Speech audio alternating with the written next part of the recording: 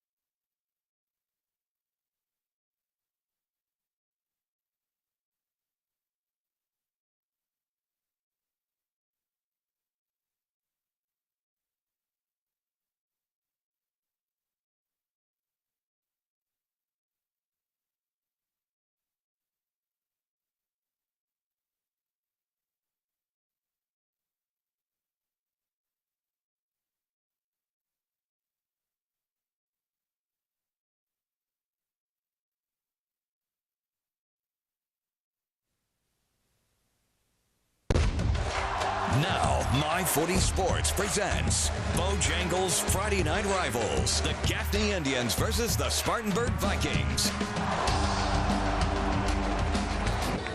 Bojangles Friday Night Rivals living up to the name, from Spartanburg, South Carolina to Upstate powers set to collide one more time. Welcome in, everybody, to Bojangles Friday Night Rivals alongside my broadcast partner Tom Van Hoy, Jason Patterson here. They first met in October of 1920.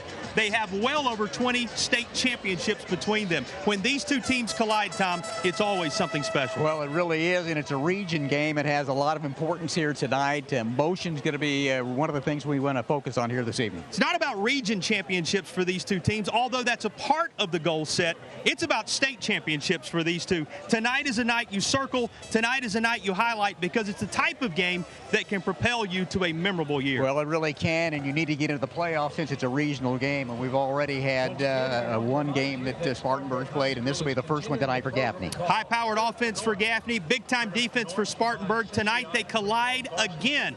Gaffney and Spartanburg coming up next on Friday Night Rivals. Starting about 45 minutes.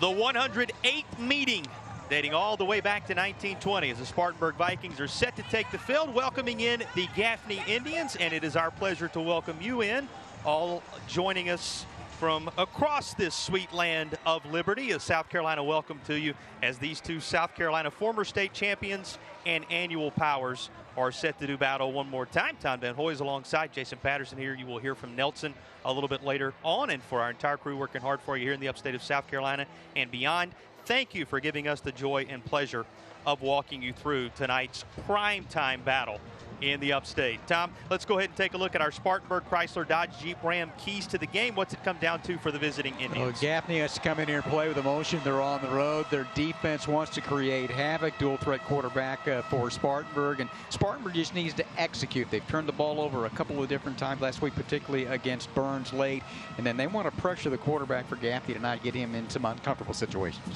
Well, those are the keys to the game for this one tonight. You mentioned emotion so often, and we've had this game each of the last few years. Yeah. So often it comes down to just that, because it always hinges on the last one or two plays, and there's always those one or two moments you can point back to as the latest chapter is set to be written between Gaffney and Spartanburg. Well, 26-20 in overtime. That's about as close as it gets 1 year ago, when Gaffney was able to get the interception, and then they turned it into a touchdown pass and got out of there with the win. 2 years ago, they win the state championship, and we go talk about Spartanburg as well. Their last one was in 2014. Huge expectations for both teams. It's a big game here tonight, region game. You want to get to the playoffs. And when you think about close, let's take the 108 meetings between these teams. Okay, the 107 prior to this 108th. You can't get any more even than this, Tom. 52-1 on one side, 52-1 on the other side, and 3 ties along the way between them. So whoever wins the game tonight also leads the series all time. Well, we talk about rivals as well, and it's 15 miles apart. They're back in the same region for the second consecutive year. It's a big game anyway, but when it's a region game and the ramifications of playoffs are on the line as well, it kind of bumps it up there a little bit. You saw Mark Hodge there. He believes his system pretty much installed. You remember him from the Debo Samuel days back at Chapman High. So many of those Chapman players we'll talk about as we get through the night, a part of his staff continuing to invest in this Spartanburg program. And you heard him say it. It's about refining these young men on and off the football field, but they're pretty good on the football field as well. They tangle with Dan Jones' squad tonight. Dan Jones played at Gaffney. He played in these rivalry games against Spartanburg. And on the sideline in one capacity or another, he's seen them for decades now. He has eclipsed Bob Prevette, winningest coach in Gaffney history. You think about his tenure. Started it with a state championship, and just a couple of years ago had the most recent. And how many different stadiums has he been in? Yep, well, in this rivalry, there are a number of them. We'll walk you through it as we go deeper into the night tonight. And a Gaffney team coming off a win on the road in the Low Country at Fort Dorchester, a team that played for the state championship a year ago against Dutch Fork. And this Gaffney team winning theirs just 2 years ago. And a Spartanburg Vikings squad looking to bounce back after in-county rival Burns hung on with Spartanburg driving for the win and throwing the pick late that put that one in the loss column and made this one so elevated in its nature. We are underway between Gaffney and Spartanburg. Tom, you get a look at Riley Staten. Came over from Gray Collegiate in the Midlands. He was in that school in Columbia, looking for a place to close out his career. Gaffney proved the right spot after their quarterback, we'll get into it, by the way, is now at Duke. I think they're playing some pretty good football up there in Durham. And it's Staten's team now seems to be coming into his own from 1 week to the next, Tom. Yeah, a guy that can throw the football. Big guy, 6'3", 198, 1,422 yards. You saw the 14 touchdowns, 2 interceptions. Takes care of the ball. You got to get the equipment in order first, though, right? Yes, you got to be able to put that helmet on. Helmet's working, and Riley Staten is ready to lead the Gaffney Indians out onto the field. They're going to throw a screen on the first play, and Gaffney will have it up across the 25 to the 26-yard line. Met with force. And that'll be a familiar refrain tonight. The theme of this one, the physical nature with which these two teams play. It is going to be on display throughout. Gaffney turning right away to one of the captains, Jaden McDowell. They will use him in a variety of ways tonight. 5'11", 175 sophomore. You think a little bit more from a running standpoint, but they love to get him out of the edge like they did on the first play of the game. Second down play coming from just across the 25-yard line. Gaffney stays in the air, and that's going to be near the marker. In fact, that second effort going to send it well beyond the marker, and you are now introduced to one of the key contributors on the Gaffney side of things. Look at the power with which he ran the football after receiving the catch. Here's Ramsey getting the job done for the Indians. Yeah, the tight end, big guy, 6'1", 225 senior. You can't go high. And then he was able to get a big gain after contact. Yeah, the senior Calvin Ramsey getting his name called on just the second play from scrimmage. And this is out across the 40 to the 45-yard line. That would be enough for a First Franklin Financial first down. But our officials are huddled up near side, talking things over. Well, that gives everybody a chance as they sort this flag out to catch their breath just a moment, and you need it after the entrances of these teams, the rivalry and what it's meant. And Tom, let's go back there as they do sort this flag out and mention this is a Spartanburg team. They were right on the cusp of a key region win, and you know they talk about this region as if it's the SEC west of high school football, right? Region 2 over the years 4A, now Region 2 5A with the added classification, a murderer's row week in and week out. Anytime you can pick up a region win, it's a monster accomplishment. Spartanburg on the edge of that, and it doesn't make this a must-win as you see the offsetting penalties. And here's another look at what happened on the backside of this play that'll have to be shaken out before we go back to work. You get a real sense of the physical nature of this one, and that underscores the point. Every night in this region is an absolute fight. Well, it is, and they're back to region play. A couple of years ago, Gaffney and Boiling Springs were in a different region, and as Burns and the Spartanburg team and Dorman as well, but they're all back together now, and it is extremely difficult in this region. 5 teams, 4 are going to make the playoffs. This is maybe a playoff situation in terms of Spartanburg after they lost that 21-9 game last week to Burns. What did he say? It sure would ease the pressure a bit that our team will feel down the stretch if we're able to pick up a win here tonight. Certainly, he believes his team is capable not just of making the playoffs, but making a deep run into the playoffs. You know that's the standard for Dan Jones, who you saw there as well. But Mark Hodge knowing going into the bye week next week, the confidence builder this win would be, elevating the importance even beyond the bragging rights that are on the line when these two teams get together. And they are going to back the Gaffney Indians up all the way to the 13-yard line before it's said and done. And Gaffney's going to need a country mile all the way up past the 30 to move the chains. And now we'll wait just another moment as they finish sorting this out. Yeah, we talked about the emotion, particularly early on in this game, and how you're able to handle that. I think we saw a couple of personal fouls that offset to begin with, and then there must have been another one in there as well. So after that big gain, it looked like some momentum for Gaffney coming out of the chute there, but now they're going to be back, and they're going to be behind the chains a little bit there. Through the screen and then went to the tight end, and it looked like the Gaffney offense was rolling, but you said it. Stayed by these penalties, and now Gaffney will take the snap at inside their own 15. Freshly underway in the 108th meeting between Gaffney and Spartanburg is taking place, and you know it still feels like a new home for the Spartanburg Vikings, right? Used to play at Wofford so often in different facilities, and this has truly become the land of the Vikings. Well, right now the Indians trying to take it over. Gaffney with a big gain.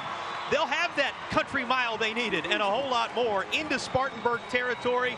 And we mentioned Jaden McDowell and his expected impact in this game tonight. I saw it right side to begin. This time it's out of the left. Good job to block, not hold out on the edge. Breaks a tackle. And with that young man, we talked 5'11", 175 at a sophomore. If he gets that edge, he has got that burst of speed and turns in a huge play for the Gaffney Indians. Well, it is a First Franklin Financial first down for Gaffney. And think on this, Tom.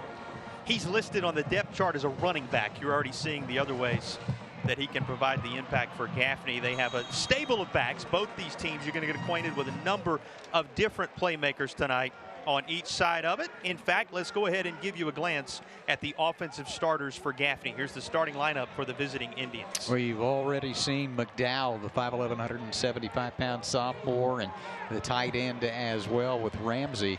You've got also amazing Little John, who is going to be very instrumental in the success offensively, another wide receiver as well, and kind of relatively new offensive line, but led by the left tackle, Shared Surratt. Take a look at it there, and a little bit more in depth there. Little John's outstanding medley. He's a young man that came back from a year ago, and then Smith out there on the edge as well. So they've got some young men. We mentioned Surratt up front, big guy, and they'll anchor that offensive line. Both these teams feel like offensive line play is going to be key for them tonight. Give these quarterbacks time. Two very talented quarterbacks, but the time has been somewhat limited along the way for the two of them. After the penalty, it ends up being about 5 needed for Gaffney, and they will move the chains on this little toss out near side. So here is Gaffney suddenly on the march. How critical this first drive, Tom, as we see another First Franklin Financial first down here? How critical is this first drive to calm the nerves in a rivalry game like this? It is. You want to settle into this, and I think really the key there was that after the penalty and the emotion of the moment to begin things, and then get it out to McDowell on the edge and get that first down again, and now driving against a really, really good defensive team for Spartanburg this year. Toss to McDowell again, and the Spartanburg home jerseys swarm. That dark blue, the Spartanburg Vikings, that familiar color. And those gold domes working their way to the ball carrier and snuffing this out. Speaking of them, here are the defensive starters for Spartanburg. Well, led by Damian Coates at 6 feet 280, the defensive end, and also Josiah Madison up front, anchored there. How about Cam Smith and Peyton Jones, a couple linebackers in the middle to get into the secondary, and really like Namario Bookhart as the strong safety in the secondary. 5 tackles for loss, 4 of them sacks for Coates, 2.5 sacks for Watson, 3 sacks for Madison. Up front, it is a imposing front for the Spartanburg Vikings, and McDowell trying to work his way around it will come back near side, and he is inside the 26-yard line, and one of our early key third downs coming between these two teams. It'll belong to Gaffney. You know, this is what Spartanburg's defense has been able to do all season. They have bent to this point, but they will not break. They've allowed opponents to the 30, but provide very little once you get there. Hey, we'll see what transpires here. This is a high-scoring Gaffney team, averaging 37 points per game. Now, it looked like they were going to load up and fire away, but before that can happen, it is a false start assessed the Indians. And Gaffney will be backed up as the ball will cross the 30, and a chance to think about what they saw for the Spartanburg Vikings here. You know, the defense, Spartanburg going year to year, the offense kind of being the headliner, the defense this year kind of being the headliner. If the offense can come along with the firepower and the experience that the Vikings have on defense, the sky is the limit. You get to see that defense on display now.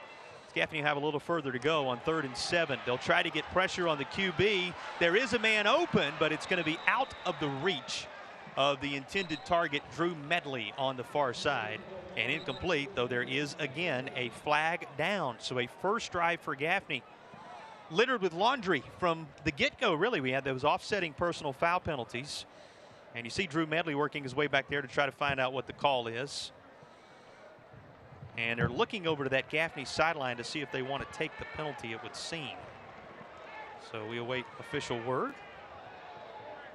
And it is going to be defensive holding as the play transpired. So this will help Gaffney a bit. You know, you saw Drew Medley working your way back there for Gaffney as Spartanburg comes off here with the chains moving. Now, Drew Medley, one of those possession receivers. Keep an eye on that young man, the Gaffney folks say, because in a key moment, he has so often come up with one of those prime time receptions to keep hope alive for this Gaffney squad. They're in the First Bank red zone for the first time.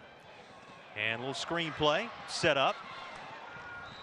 They call him Amazing Little John. That is one of the most explosive of the receivers you will see on the Gaffney side tonight. We call his name for the first time. Amazing Little John, the senior wideout, getting the call here. Yeah, 6 feet 180 is senior, able to make that catch and turn it up, kind of corralled him there a little bit. 31 catches coming in, 474 yards. And young man that's highly explosive, so able to get him the ball. We've seen it toss it out to the running back McDowell out of the edge as well, but then trying to get to Medley and trying to get it to Little John.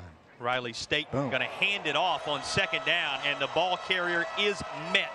There is that explosive defensive front of the Spartanburg Vikings. Yeah, cleaned it up. Cam Smith, the inside linebacker, 5'10", 185, a junior. He is right there and knocks McDowell down as a sophomore, 125 tackles a year ago, and in the midst of an outstanding season again this year. Yeah, he has 68 of them already, 9 for loss. You can now make that a double-digit figure, and he's forced a couple of fumbles while also coming away with 6.5 sacks of his own, and that's in support of that group that has tied the offensive lineup to help create the pressure. Here's State running near side after things collapse on him a bit. He's inside the 20 and is going to be met just shy of the 15-yard line.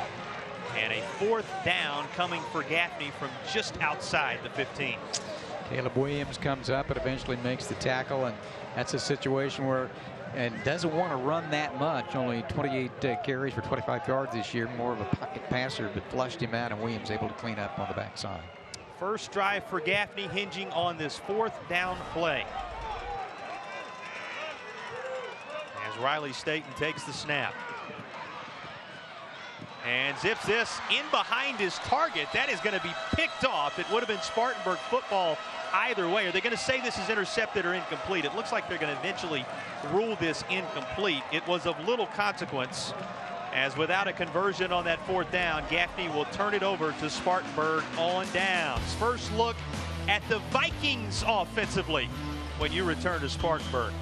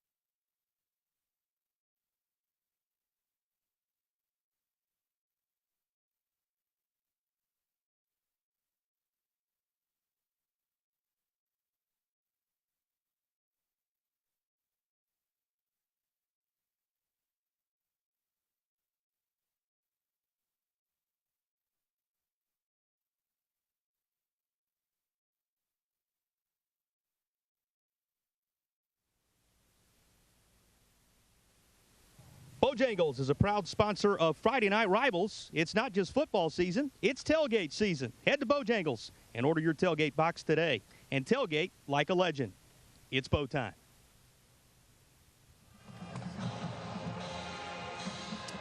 The Spartanburg Viking defense as advertised on the opening drive of the game. The story on this defense, they will allow you yardage, maybe even into the red zone, but that is when this defense tightens up, allows nothing further. That's the case as they turn Gaffney over on downs.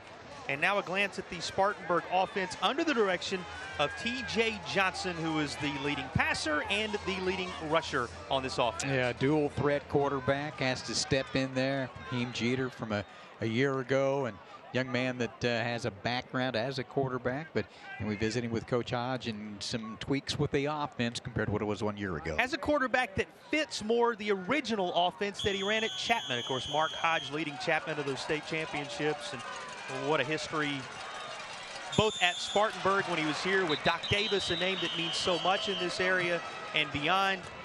But he said we've been able to return to some of those early effective Chapman offenses. It took him a while to build that, but once it became state championship glory, there were some trademark playbook environments there at Chapman. He's been able to reinstall much of that because of the nature of his dual threat QB. 82-26 in 8 years and won 47 out of the last 49. That's pretty good. That'll work. And here's why he has so many options with this QB. T.J. Johnson upended at the 30, but that's long after he secured the first Franklin Financial first down. You can move the chains, and a quick snapshot of how explosive the Spartanburg quarterback is. Don't think he's the only back in the system, though. It is a full stable for the Vikings. Here's the starting lineup for Spartanburg. Well, you see Calvin Choice in there. We're going to see the freshman Trenton Lynch as well. That's some outstanding receivers led by Justin Rice, and a very young team up front led by the senior right tackle Joseph Flores. How critical does Johnson's decision-making become tonight? T.J. Johnson making the decision to tuck it here. That's good for a handful. Think he'll take that on first down all night long, but his decision-making becomes so key, Tom. Well, it does, and again, he's just settling in. He's a 5'8", 155-pound junior, learning it, baptism under fire, so to speak, this year as a quarterback. But coach saying they kind of tweaked it a little bit and trying to get to his strengths a little bit more. Built the system a little more around Raheem Jeter, the prior QB, what fit him. Now they're able to go to some of the things that fit T.J. Johnson. This certainly does. Calls his own number one more time, and you can move the chains one more time. Another first Franklin Financial first down for Spartanburg. How about the Gaffney defense trying to slow this Spartanburg attack? Who do you highlight? Couple of really good defensive ends, Karan Foster and Jeriel Jeffries as well. And at linebacker, Andrew Roop coming back from a year ago. He anchors that crew there. And then you get into the secondary and the cornerback, Jaden Sims, who had that big interception last year in overtime, which eventually led to the win 26-20. Spartanburg offense looking to build some early confidence. Pressure coming, and the Gaffney sack secured. There is Jeffries able to get in that backfield and bring down the QB. 5'9", 240. Watch him here. Senior Shrine Bowler comes off the edge there. Got rid of the offensive lineman, but able to pursue down the line of scrimmage and make a nice tackle. Jeriel Jeffries, such a force on that front for Gaffney. But both of these defenses, when they're on, can be smothering. Now, this is a Gaffney defense. They've given up some points once or twice this year, though, and want to make sure they limit this Viking offense when you consider how little Spartanburg allows points-wise on the year. This tossed out far side. Plenty of room on the screen to get back to the line of scrimmage. That's about it. And a flag comes down at the end of this, or I should say back to the original line of scrimmage before things backed up to 2nd and 15 to be specific. There's a flag down back at the 37-yard line. King Dowdle came in and made that tackle. He's one of the safeties, 5'11", 170, a senior, one of those returning from a year ago. And how glad is Spartanburg, as you see them back the Vikings up a bit here on the penalty, to have Trey Harris back. You saw him in the midst of things there. He's right there in the heart of your screen. He's one of the captains wearing that jersey number 3 alongside of Justin Rice, T.J. Johnson, who we've discussed, and Cam Smith. That's the captain group for Spartanburg. But they've been without him from a blocking standpoint, from a leadership standpoint. There is so much he brings to the table. 5'6", 170, a senior, but what that allows him to do is to move Calvin Choice, who's been playing a little bit of running back, along with freshman Trenton Lynch. Choice can get set up as a wide receiver a little bit. Well, speaking of which, on cue, they try to connect with Choice and will, but Gaffney's defense had him covered up with white jerseys, and in the mix once more, Mr. Jeffries is right there, among others. Had some assistance from Jaden Sims and the like, as Gaffney will be all over this attempted toss to Choice. Well, Tom, they tried to go to him right when you were talking about it. Yeah, he's a young man that has tremendous versatility and has been able to be effective as a running back. They'd like to be able to move him out and get him a little bit more involved in that regard. Gaffney converted on one of these, but Spartanburg is going to need the 49-yard line on the other side of the field to convert this third down. Here's where the wheels of Johnson are going to be put to the test. He'll get back to the 26. That's about it. And it's going to be 4th and forever, as at the 3-minute mark on a rapidly passing first period. Both teams have now touched the ball once. Both defenses have made sure neither of those drives resulted in points, and we are settled in here between Gaffney and Spartan. That's a situation that they really do not want to be in, third down and long, and maybe forced to throw the football and scrambled out of there, and then able to close it down and force the punt here. Return man back at his own 40 for Gaffney. This is going to be kicked from the 12. Kicking unit stellar for the Spartanburg Vikings. Special teams certainly one of the strengths of this squad. Mixed reviews, as we've said, on the outcomes of the contest, on the outcomes of some of those departments, but this shows you just how good it can be. Flipping the field with this punt, which will have The Gaffney Indians backed up on their next drive. Defense shining early on both sides of the ball.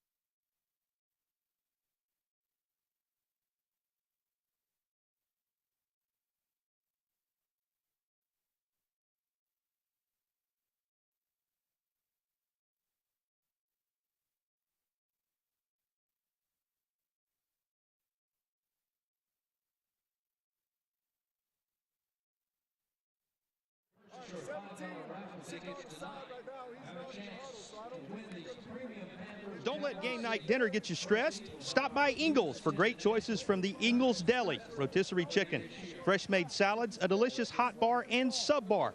It's dinner and a snap, then off to the game. Ingles, low prices, love the savings.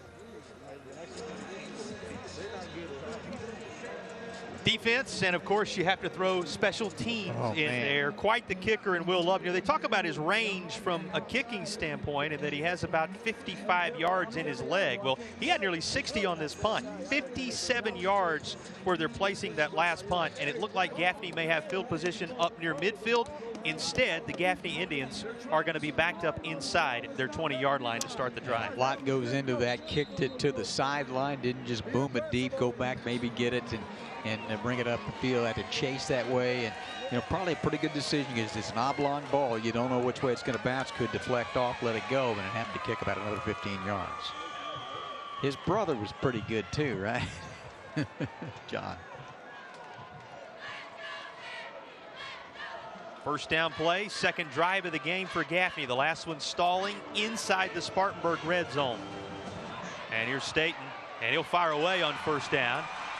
Guess who? Far side, plenty of room. Showing you another gear is Jaden McDowell, who will take it home to give Gaffney the lead. Our first United touchdown of the ball game.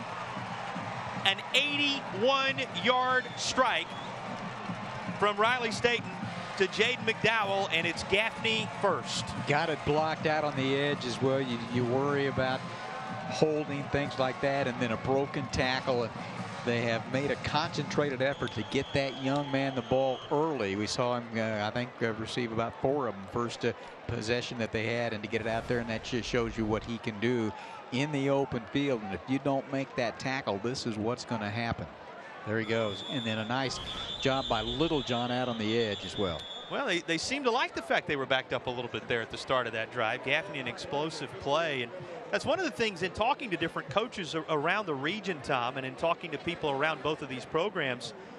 The one thing that teams have had to do, been able to do against Spartanburg, come away with the big play because of the way they tighten up when you're driving on them. It is, in fact, the big play from distance that gives Gaffney the first lead. A penalty on the extra point try is going to back this up, turn it into basically a 25-yarder. Now becomes a little tougher for Jake Spedavecchia, the Gaffney kicker, but he will punch it through anyway, and it is a 7-0 lead for Gaffney with just inside 2 minutes remaining in the opening period. So to catch you up to speed if you're just finding us, Gaffney drives all the way down into the Spartanburg red zone on the first drive. Nothing doing as the defense turns them over. Gaffney looks like they're going to have good field position getting the ball back, not to be a nearly 60-yard punt, but that's okay because here's an 81-yard connection. Quarterback to back, right? He's that in the depth chart. Turned wide receiver Jaden McDowell, who gives Gaffney the lead. You know, we have seen him throw out on the edge quickly that time and get it out of his hands. He stood back there, got it blocked, the offensive line, and he just dropped it in there about 10 yards down the field a little bit in between the linebacker from the secondary, and then he did the rest. And was visiting one of their coaches before the game, the running backs coach from Gaffney, and he was saying, hey, he's the real deal. He got highly intelligent football quotient and the instincts as well. And boy, they have made a concentrated effort to particularly get that ball to that young man early on here in the ball game. Yeah, put it in the hands of your playmaker, and certainly he has put up the first headline of this night for Dan Jones and his crew. Mentioned Dan Jones passing Bob Prevett, who the field's named after at Gaffney. Longevity, also the number of wins he's put together as the head man, but he's as proud of the staff he's put together around him. You think about former Spartanburg head coach Chris Miller, who's a part of the defensive staff, a number of former Gaffney players, and the way this staff has come together and gelled, and the brain trust he has there for the Gaffney Indians on this staff. He said, you know, have to work hard to make sure, just kind of let everybody do their thing, but he certainly provides the tone with his attitude, his approach, his energy. And what did he tell you before the game? He still loves this as much as he always did when he was strapping on the helmet as a player for Gaffney several decades ago. Here's the return for the Spartanburg Vikings. Met at the 22 is the return man, and that's where Spartanburg will take over now, looking to answer. You know, for both of our coaches, Tom, it really is a homecoming every time they roam that sideline. You think about, we invoke the name Doc Davis, and Spartanburg, what he did in the 90s, stringing together all those championships for the Vikings. Mark Hodge in partnership with him, a part of all of that, coached by Chris Miller as well, who's on the other sideline. So it's intense, this rivalry. It's friendly, but both these guys called their locations where they're coaching home for so many reasons, and it ratchets up the intensity a bit. Spartanburg looking to do that offensively, but rushing far side where Gaffney has it sealed off as rain begins to fall here at Spartanburg. Comfortable day today in the Upstate. It was 75 degrees, order it up type weather. And once the sun went down, it became a very comfortable night. But all of a sudden, out of nowhere, the turf now being filled with a light falling rain. How about that? Didn't see that one coming. And it's tossed up, incomplete. As they tried to go near side hash, Gaffney had a couple of different players on the coverage, including Robs among others. And here comes a third down play. You know, this is one of those pop-ups that really in many ways came out of nowhere. It did, you know, because I was down on the field visiting with some of the coaches, and they said, well, you know, they looked back. He said, what do you think? Is it going to rain? I go, no, it's going to rain. It's a beautiful night here. Well, just a reminder, you never know what you're going to get with this rivalry. The one thing you can count on, it'll be talked about for ages to come, whatever the outcome is here in this one. Right now, Gaffney's defense making it all kind of difficult for T.J. Johnson. They get into the Spartanburg backfield one more time.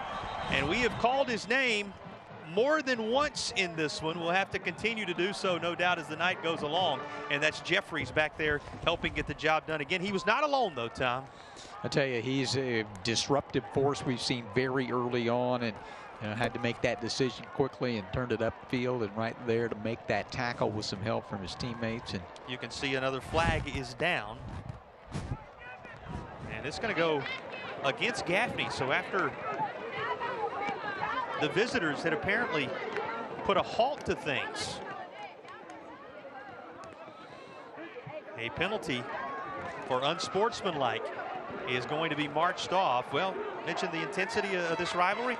You're seeing it again with flags like that. And there's a good look. You're now seeing that rain that is falling through the stadium lights, the bright stadium lights of Friday Night Rivals. That's a big penalty, though, Jason, because it Huge. would have been third down and long and might have been able to get off the field, and now provides new opportunity.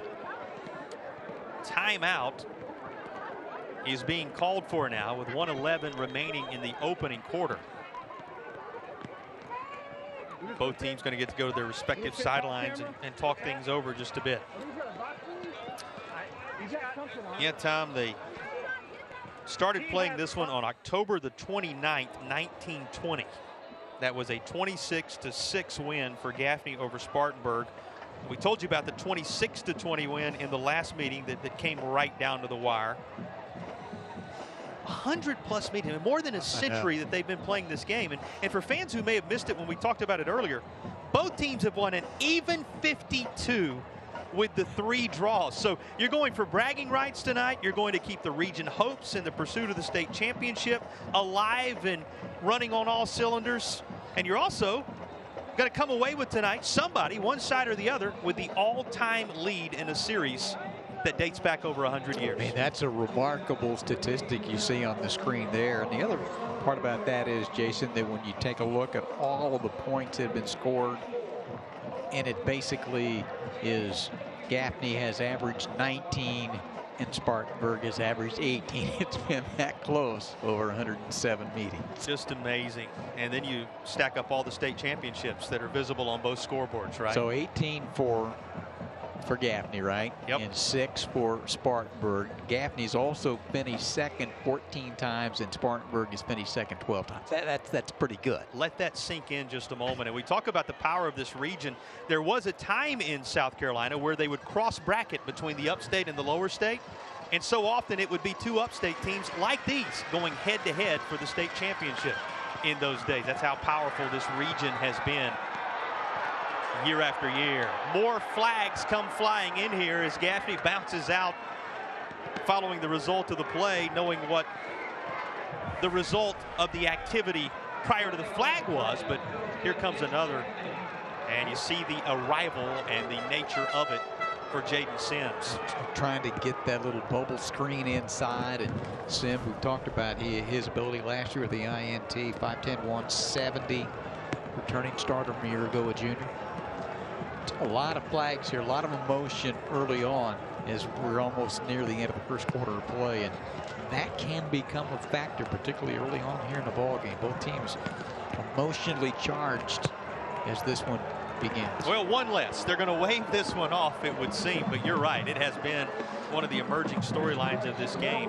Just how many flags. Think about that initial drive of the contest where time and again it seemed to be disrupted with a penalty happening on this Spartanburg drive right now. One that pushed things forward, another waved off, and now the Vikings come near side. You see the fans into it. You know, we don't need to go too deep into the night without mentioning, Tom, as this is incomplete near side. Going to bring up 3rd down and 10. Here's one more look at the toss from T.J. Johnson in behind his intended target, Zeke Bell-Boyd.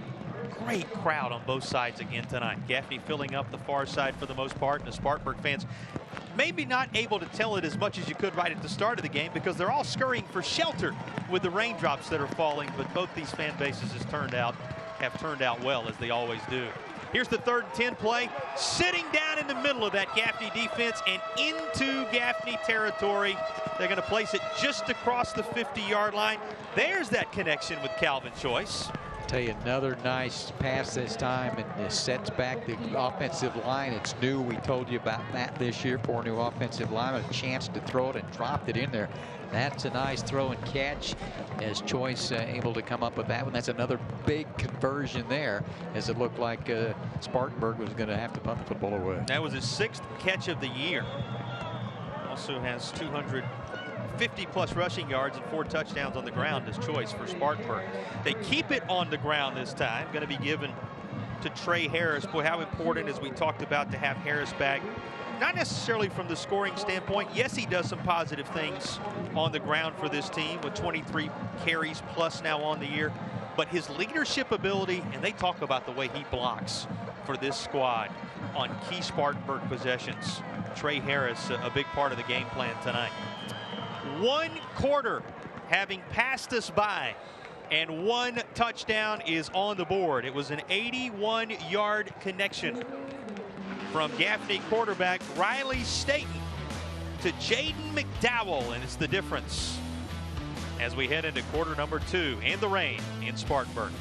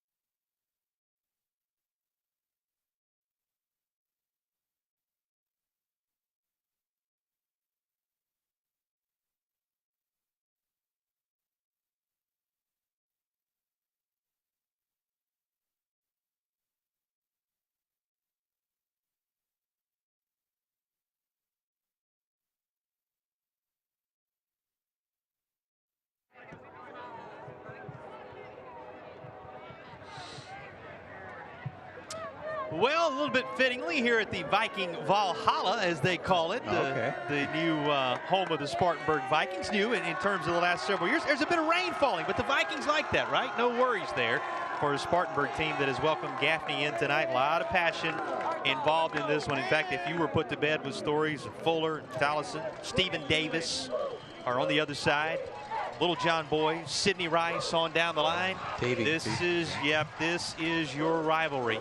A night like this, one of the greatest rivalries in the state of South Carolina historically. Back at it for the second period. Tom, that first quarter belonged to Gaffney, at least in terms of the one score and the one big play the Indians were able to put together. Yeah, they put together a nice drive to begin things. Good job to hold them out, Spartanburg. And Spartanburg kind of fits and starts a little bit. A couple of pretty good plays, but they've been helped by some penalties by Gaffney today. And then the big play make it a 7-0 ball game. So I think from Spartanburg's standpoint, settle in. I think both teams need to settle in a little bit. So much emotion, a number of flags in the first period of play, and we get into this one a little bit. We'll see if it settles down. Great turf here now, so maybe not as big a deal as it would have been in the old days for rain to be falling at the pace it is, but something certainly worth keeping an eye on to see if anything gets so slippery tonight, both the footing and the football. And this is not going to show any signs of that. Across the 30 with a First Franklin Financial first down and on into Gaffney territory. Here is the march continuing now under the direction of T.J. Johnson as they do move the chains with the First Franklin Financial first down. We got a Gaffney player down here. So a lot of attention all of a sudden going to King Dowdle, who is being tended to by the training staff right after that big play for Spartanburg. And Jason, I'll tell you what, I think we've seen the maturation a little bit of T.J. Johnson, because maybe a run first guy to begin things, and he had an avenue, he had an opening there. He could have just tucked and run and got about 6. He's slow before the line of scrimmage and able to drop it in there. Nice catch and a big gain on that play. I think it was a good decision by that young man. When you talk about former names, King Dowdle, one of those. The name Dowdle comes to mind. You think about Rico, the viewing area, and certainly so many of those. In fact, Dan Jones told us as they do tend to, and certainly we're right now everything paused and thinking about the status of Dowdle, who is down, and the training staff for Gaffney continuing to see to him. You think about how this is a community sport and how these are family environments. He talked about that. He said, our team gets together. Dan Jones said we have a full day of activity. One of the local churches will feed us. What Mark Hodge has done here at Spartanburg with the refined program, which we'll get into tonight, which goes way beyond just what happens on the football field. So concerned for this young man while we see him work his way to his feet. But it's about so much more, this community and the approach of these two programs, than just the football. So you're glad to see him up and moving away. Here's what happened at the end of that play after the reception was made by Rice. Looked like the shoulder he put down and delivered the blow there. And I think he's up moving around a little bit now, and hopefully he will be okay. But Dan Jones there, 31 years. He's been there, done that, seen it all. And what did he tell us? He said, we had that state championship run a couple of years ago. He said, we pulled out the state championship roster from '92, and there were like double-digit guys who their dad or their uncle or their cousin or somebody was on that prior state championship team. That's the community nature of both of these programs. We don't want to get too deep into this tonight without talking about it, Tom, that the refined program that Mark Hodges put together here at Spartanburg, so much more than just the football piece of it. They have the iron sharpens iron insignia on the back. They talk about how to develop one another as men, as husbands, as fathers in their future. He said, please get out there for the audience tonight, the knowledge that what we're about here at Spartanburg High School, and you can speak in so many ways for both of these programs, is the development of turning these young men into respectable citizens and members of the community in their faith, their family, and their football. Have to be pleased with their football right now as well. Continuing to wind down inside the 5 to the 3-yard line. So many different weapons with which the Spartanburg Vikings can come at you on a night like this. Here is Trenton Lynch. Yeah, we've talked about the young freshman, 5'10", 185. You see that, hard to bring down. Toss sweep, got it blocked on the edge, and then he knew what to do with the football after that. In the First Bank red zone, little toss Lynch's direction again, but Gaffney was waiting this time around. Among the first on the scene was Andrew Roop, one of the junior linebackers. Yeah, he's a young man at 6'1", 225, a junior coming back from a year ago. 1 of 6 back on defense from that team that got me to the Upstate final by Dutch Fork, and then Dutch Fork had beaten the week before Spartanburg. Yep. They went on and won the championship. You broadcast the state championships in North Carolina and South Carolina, so you've seen that Dutch Fork team. Yeah, they've been there a few times. A little bit different year for them. Spartanburg getting a win over Dutch Fork earlier in the year. Spartanburg, as well as Gaffney, mixed returns so far on the season, but this one they hope will propel them forward tonight. And another tight contest between these two as it's Lynch one more time, and it is that Gaffney defense waiting one more time as he is stacked up immediately on the far side just beyond the hash. Coming off to congratulations for Gaffney. Among those who made the stop is James Henderson, a senior linebacker. Yeah, coming off that backside there and got some help from Kendarius Bailey as well. And I mean, Bailey at 5'11", 195, and you say a freshman, tackling freshman. Yeah, you talk about the big picture, Tom, of things. Think about Spartanburg defeating the reigning champs in Dutch Fork earlier in the year, and Gaffney defeating the Fort Dorchester team that played them for the state title a year ago. Speaks to the difficulty these teams have faced schedule-wise in the early part of the season. All seems to be coming together now on both sides, as there's a Spartanburg touchdown. Pending the extra point, things will be even once more as it is caught for the Spartanburg Vikings. A touchdown catch for Rael Sangor.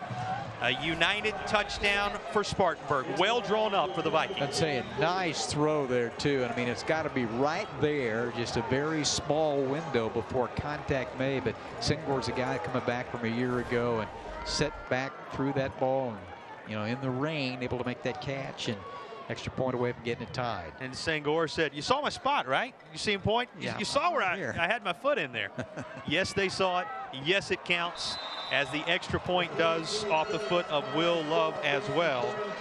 And with that, Spartanburg has pulled even with Gaffney at 7 apiece. Here is the play that capped the Viking drive.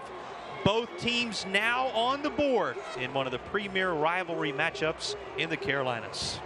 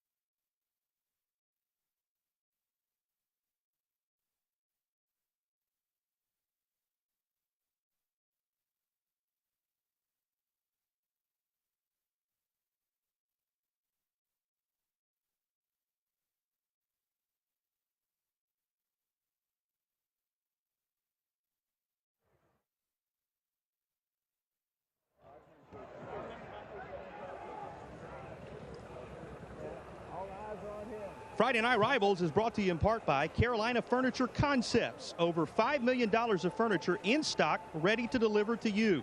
Visit their Arden and Waynesville showrooms or go to carolinafurnitureconcepts.com. A light rain still falling on this gorgeous facility in downtown Spartanburg, South Carolina, east side of Spartanburg, where they love their Vikings and for the last handful of years have called Viking Stadium home. Exciting things coming here. You talk about the history and Doc Davis and how they've married all that together. They'll do so even further as you go deeper into this 2023 campaign. But what was built here has been built here over the years, and what Mark Hodge and his staff are now building on. One of not just the high school teams, one of the programs in South Carolina. Tom, this team was held to 28 total yards of offense in the first quarter. That was opposite Gaffney's 160 yards of offense as the Indians led 7-0 after one. Spartanburg changed all that with an extended drive there. Yeah, you hang in there, 78 yards, 4 minutes, 39 seconds, the 10-yard touchdown pass there. And along the way, they had the effectiveness of the freshman that was able to get in there, Trenton Lynch, and on that toss sweep, that set some things up, and then got back behind some good defensive plays. And there were a pass or two in there as well. T.J. Johnson, I thought, made some really good decisions throwing the football. T.J. Johnson working together with Sengor, among others. You talked about Choice. We saw Lynch involved. And now Will Love set to put a foot into it after Spartanburg pulls even. Return man drifts over in between the hashes. We'll try to explode across the 15, and plenty of Vikings there at the 20-yard line. They'll say maybe forward progress to the 21. And that's where the Gaffney drive will start. Well, they're going to keep playing. You can rest assured both these teams are going to keep playing all the way until you separate them following that whistle. That's the passion and intensity with which both these teams perform. See, with high school football, too, sometimes you never know how many times you're going to have a football. Both teams have had it twice. That's it. We're here in 9:06 in the second quarter of play. So a great job by Spartanburg the first time that Gaffney had the ball and kept them out of the end zone on a 4th down play. And then the big play by Gaffney to get the early lead. And a nice comeback by Spartanburg to get it tied. Staten's pass tossed out in the direction of Amazing Littlejohn. He was juggling a bit and didn't have enough time before the Spartanburg defender arrived to reel that in. It is incomplete. Yeah, the one thing about it is they're going to come and get you, both teams, and just juggle a little bit. You saw a good shot there with the ring coming down, a little bit slippery there, and had to turn back just a bit, and somewhat vulnerable there in a big hit. Don Kynert in there to make that stop. Boy, the rain really starting to come down now. You can see it as you get a look at the Gaffney QB. Maybe a bit more of a factor as we go deeper into the night than we originally thought. This is going to be tossed out. There's that big tight end one more time. Ramsey is up across the 30 to the 34-yard line. That's good enough for a First Franklin Financial first down. You can move the chains for Gaffney. And the other part about that is we've seen it on a couple of occasions, particularly from Gaffney. In this one, you try to get the matchup you want out on the edge, and your wide receivers have to block, and you have to block without holding, and did a pretty good job there in a big game. All right, offensive lines were a point of emphasis coming into this one as you begin to go down that route. How do you think the two offensive lines have performed so far? I think so far so good. In this one, because we've seen them throw the football as we did there, and also the difference in whether you want to get it out on the edge, whether you want to have time to throw the football. We've seen both times be pretty effective doing that for Gaffney, and then with a very young offensive line for Spartanburg, and this is, I think, only the second consecutive game they played together as a unit. Yep, great point. That was Jamarcus Smith. They call him Junior Smith. He is listed as an athlete on the roster and is in his junior campaign making the catch there. That was another first down for Gaffney. The first down play getting about 4. And as we close in on 8 minutes remaining in the opening half, Gaffney faces a 2nd down and 6 from just shy of the 50-yard line, right atop that Vikings logo here at Viking Stadium. Staten an 81-yard connection with Jaden McDowell. He'll turn and give to McDowell out of the backfield this time, and it's into Spartanburg territory at around the 48. Here comes a 3rd down and about 4 now. Big 99 in there for the Spartanburg Vikings. Corey Cheeks, a junior defensive lineman, on the stop. And the other thing that Mark Hodge told us this week is he'll rotate them in. 7 or 8, maybe 9 different defensive linemen will play, and that way they want them to go hard, be aggressive on each and every play. Here is the 3rd and 4. Need the 44-yard line, I should say, do the Gaffney Indians. And they're going to have that and then some. Down the near side, there is Amazing Littlejohn. And he is going to be marked out at the 28-yard line. Another movement of the chains. First Franklin Financial first down for Gaffney. Yeah, we've seen that be successful, Jason. Get it out on the edge, and you got to make that tackle if you can. It's easier said than done from up here, but had a chance to get him down on the ground and couldn't do it. And I mean, Littlejohn is a guy that highly regarded young man on both sides of the football. Yeah, explosive. They'll use him in the secondary defensively from time to time just because of his sheer ability. What did Coach Jones say? He'll begin to get some looks there at the next level as he continues to excel in that vein because of the build versus what the expectation is at the next level for a wide receiver. But talented young man. He's a catalyst for this drive, as is McDowell, who continues to be a part of things once more here. If we got to look at that again, he set that thing up beautifully and just didn't continue to run. He slowed a little bit, and then he was able to make a good shot of a jump cut there, and that provided opportunity to get downfield a little bit more. Gaffney from the left hash on 2nd and short. They'll give it to 2 on 2nd down, and here is McDowell inside the 10. He's down to the 9. Another red zone chance for Gaffney. All right, it's time to put that Spartanburg defense to the test once more, Tom. They tightened up the last time Gaffney was in the red zone. Can they do so once more? McDowell trying to make it difficult. Well, I'll tell you what, he is so hard to bring down, and once you get ahead of steam and not one, then bring him down. Here is the First Bank red zone chance for Gaffney. First Bank, 21 locations across western North Carolina and the Upstate to serve you. 5 of them in Upstate South Carolina, right here in this area of the Carolinas for your service as well. And this looked like it slipped out of the hand of the Gaffney QB. That is incomplete at the feet of McDowell. I'll tell you what, Peyton Jones had a pretty good read on that as well. The linebacker coming up, and he might have been able to jump that a little bit if it's been maybe on the money a little bit more. But it's tough when you get in here against this Spartanburg defense. And they're a team that has allowed only 12 per game. 16-6, 13, 21-6, 0, and 21 last week. But 21 last week, 2 of those were defensive touchdowns. Yeah, did come of the offensive variety pressing on this D. Here is McDowell again. Tries to find the corner. He will only to the 5-yard line. That's where he'll be marked out. And here comes 3rd down for Gaffney at the Spartanburg 5 as that defense does continue to tighten for the Vikings. You know, we talk about the Vikings coming in at 4-3 and 4-2 for Gaffney, and that's not really indicative of how good they have played this year because of the quality of competition throughout the course of the year so far. Yeah, murderer's row on both sides in a first region game for Gaffney. What feels like, even though it's not yet, somewhat of a must-win for Spartanburg after the way things went last week against another of the teams. You know, all 3 of those teams in the conversation for the state this year. The 2 you're watching, the Burns team Spartanburg played a week ago. These outstanding teams statewide, not just in this region. And on 3rd down, this outstanding Spartanburg defense keeps Gaffney out of the end zone. Decision coming from that Indian sideline with a 4th and goal from the 3, the result of this play. Tried to get it up inside. I mean, this is a Spartanburg team that has allowed only 77 rush per game, 2.8 yards per carry. All right.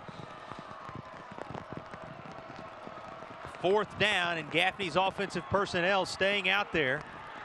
And it looks like there was some trouble on the snap. Whatever the case, Spartanburg has held again. Gaffney's 2nd trip to the red zone, the 2nd time the Spartanburg Vikings D, as advertised, turned the Indians over on down. Yeah, you see Cam Smith, and we talked about Smith and Peyton Jones. Well, that football a little tough to snatch off the ground, and the drive ends on the doorstep.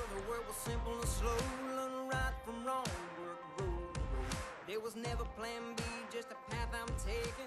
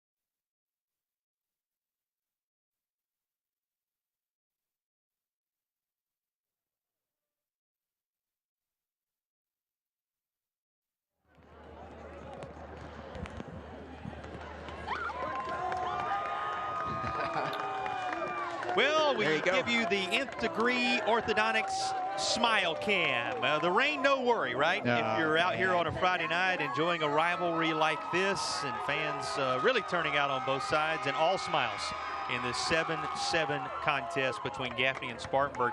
Tom, you wonder if the rain was any factor in that last sequence. Gaffney showing some different looks down there on the goal line, and in the end, the ball on the ground on the 4th and goal play.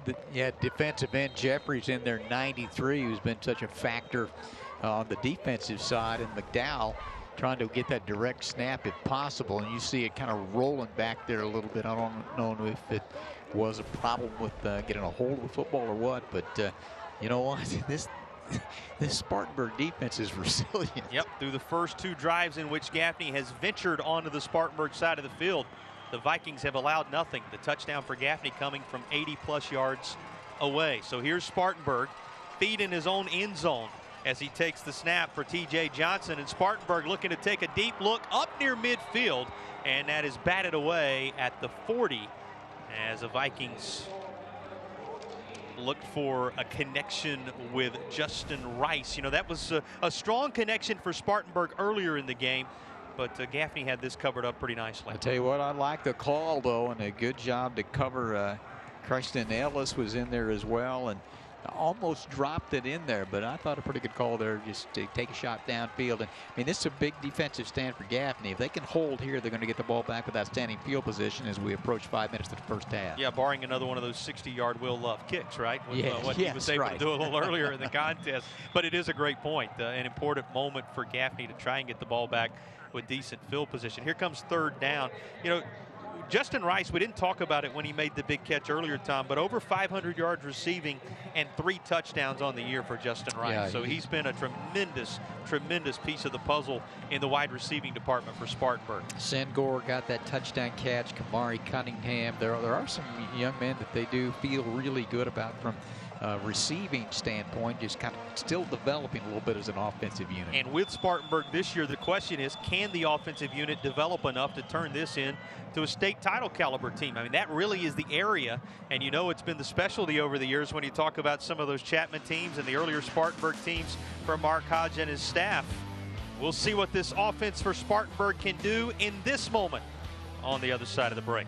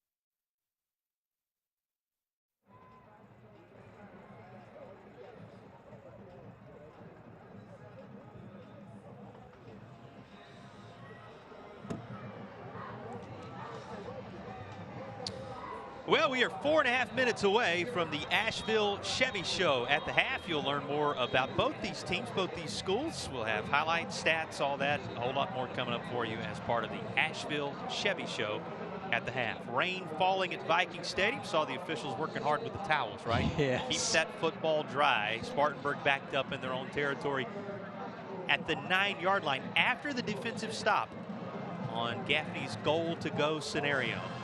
Second time Spartanburg has snuffed out a Gaffney drive in the red zone in the contest thus far.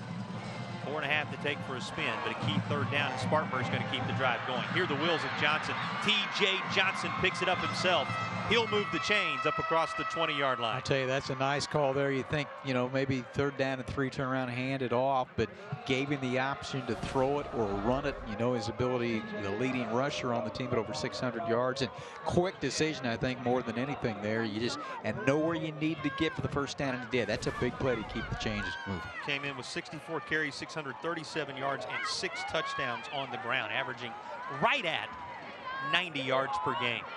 And there will be nowhere to run this time. Gaffney going right down the line with him Andrew Roop stayed home and was able to make the stop. Yeah, he's another guy. We saw him on special teams earlier, 6'1", 225 junior inside linebacker there, and he's back from a year ago. And I mean, you know, the RPO there, and you saw Jeffries, the defensive end, Clopper, the running back, but then able to scrape was the linebacker. And we talked with, you know, Dan Jones about the ability of the linebackers need to be able to do that to make the play on the edge, and he did. Yeah, different ball game from one play to the next right now for these two teams, as the chess match already well underway with 3.5 to play in the opening half. Plenty of pressure. Able to somehow get it out of there and make the connection with Sangor, who had the touchdown catch earlier up near the 20. But you're going to see the toughness on display from T.J. Johnson right here. He hung in there knowing he was going to take a lick and still delivered the football where it needed to be. And then came the cornerback, Jaden Sims, to close down with a freshman linebacker, Kendarius Bailey, to make that catch, make that tackle after the catch. And you know you're going to get hit, so you might as well catch the ball, and that nicely done. You're right, he hung in there. You know, sometimes you just kind of chuck it and duck, but he did a good job. Good player, high ceiling, and only his junior season. Still going to continue to grow and mature.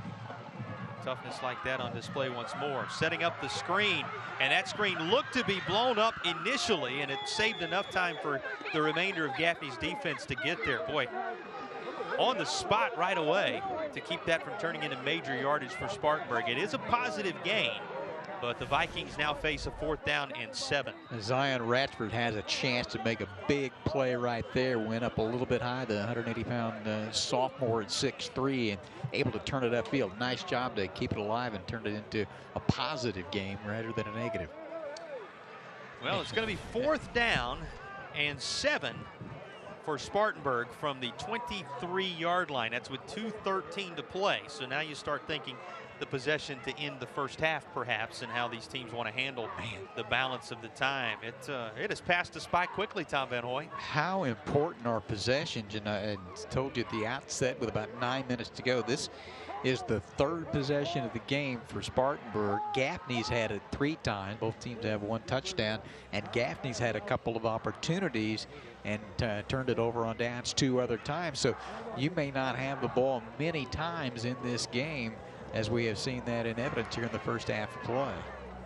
Vikings getting the job done on a sustained drive, while Gaffney scored on an 81-yard strike. And the Spartanburg defense among the headliners on this one so far tonight with their play inside the red zone. Ball having been moved out to the 23, but Will Love is working his way out, set to kick it away. Love already with a 57-yard punt. The last time Gaffney felt as if they were going to get the football near midfield. And we'll see what the talented kicker for the Vikings, certainly guy who you're going to see work his way. Family tradition, next level with his ability. For Spartanburg, getting set to put a foot into it here. Gaffney sends some pressure, but they won't be able to get to Love. And this will work out of bounds at the 43-yard line on the other side. So the Gaffney Indians are going to take over. They're actually going to walk this up to the 45, and that's where they'll say Gaffney will have the football. And it comes with 2:06 remaining in the half. Take us inside that Gaffney huddle now, Tom, as they have 2:06 to work with. Yeah, you've got a little bit over 2 minutes, and you have some options. We've seen very early on try to get the ball out of the edge, and we saw this success with McDowell. We also have seen the long pass play thrown up over the top to McDowell as well, and that was kind of in between the secondary and the linebackers, and a nice touch there by Staten as well. Don't forget about little Johnny, he can get it done. The rain continues to come down. We have seen that on occasion, maybe slippery a little bit, but you've got plenty of time here. Let's see what happens. Staten going to tuck this himself. He'll run the football across the 50-yard line and into Spartanburg territory, picking his moment as we dip inside 2 minutes remaining in the opening half. Staten, who came over from Gray Collegiate, athletic powerhouse in the Midlands, competitive in so many sports for championships, worked his way back where there was family at Gaffney High School, and has become the head man at the quarterback position. You know, he had big shoes to fill. Nice toss here. Ends up connecting with Drew Medley for a first down. There's that possession receiver, Drew Medley, we talked about in a key moment. But Grayson Loftus left some big shoes to fill now on that Duke quarterback depth chart. Loftus, who's been back to see the team with their bye week and has been a part of things. He put together quite a career and led Gaffney to the state title a couple of years ago. Yeah, he did. He did a nice job after he had transferred in. And then the state knew, you mentioned a great collegiate, 2,100 yards passing last year, 24 touchdowns, and kind of settling in and adjusting to a new system here and trying to negotiate things here late in the first half, trying to give his team an opportunity to get something on the board before intermission. Duke football, something going on up there a week or so ago. Game day with Notre Dame at Duke. How about that here in the Carolinas? Something that maybe fans didn't expect to see right away. You think about the hardwood, but certainly getting it done on the football field these days, those Blue Devils. This is incomplete, but flags come in at the end of it. And you saw bodies tangled up near the marker on this second down play. Everything comes to a halt with 1:03 left in the half. And it's going to be a key call here. It is. Dan Jones waiting on the verdict, as you are. Mark Hodge on the other side the same. Here comes the call. It is going to be defensive pass interference, but you ask yourself the question, Tom, does that play further into Spartanburg's hands that you're moving Gaffney deeper into the red zone? I mean, with the way the Vikings have played tonight, you have to be impressed with what this team does when the field becomes short from about the 30-yard line on in. And we don't make that point just on what we've seen tonight. That's been their mantra all year. I mean, it is amazing statistic. This inside the 20 to the 16. And that impressive Spartanburg defense being tested once more in the final minute of the first half. He's been successful working the sideline, able to catch it, get out of bounds, get a penalty. That'll stop the clock as well. So it's been a nice set of plays here to provide opportunity to get on the board here late in the first half. And that was Junior Smith who made the catch there. And then they're going to give it off to McDowell one more time. He's up near the marker now. Gaffney needed just over a yard on the second down play. And it'll be interesting to see where this is spotted. May, in fact, they're eyeballing it right now. May require a measurement, and it will. Timeout being taken at 50 seconds remaining in the half for a measurement of the first down on the carry by Jaden McDowell. Every time he gets it, you think something good's going to happen, because something good normally happens when he touches the football. I think it was the outside linebacker, Caleb Williams, who did a really nice job to come on the backside and help make that play. They stretch it out, and it is a first down for the Gaffney Indians. So Gaffney is going to have it, guess where? In the red zone at the end of the half. It's that offensive punch for Gaffney colliding one more time with that defensive prowess in the red zone for the Spartanburg Vikings, and we'll see what gives with 50 seconds to play here in the second quarter. A key Region 2 5A matchup with a region win on the line between these two teams tonight, and a key moment in that matchup as the clock begins to roll, now inside 40 seconds to play. Tone-setting moments for the trip to the locker room in the intermission, and it'll be off of a Gaffney touchdown, at least for now. Caught for 6 by Amazing Littlejohn, who they're able to work over on the far side to open real estate in the Spartanburg end zone. And there it is, the first red zone touchdown of the night for the Gaffney offense. It comes with 29 ticks remaining in the half. If we get a look here, yeah, he's got him open down there, but there was a wide receiver out on the edge as well, but he looked there first. It might have been Medley, and then back behind all of that with Littlejohn. So well designed, nicely executed for the touchdown. You credit the line with giving enough time to State to get the job done here, but trouble on the extra point. It will be below the crossbar. Gaffney will get just the 6 on this possession following the Amazing Littlejohn touchdown, as the extra point is no good, and a picture's worth 1,000 words there, as he has to be pleased with the fact that his team has taken the lead, but knows in a game like this, every single point, as has been proven over the years, is critical. You know, just how close has this series been over the years for those who weren't with us earlier when we talked about it, Tom? 18 points per game for Spartanburg, 19 points per game for Gaffney. That's across 100 years plus, okay? Pretty good, man. So you think 1 point doesn't matter?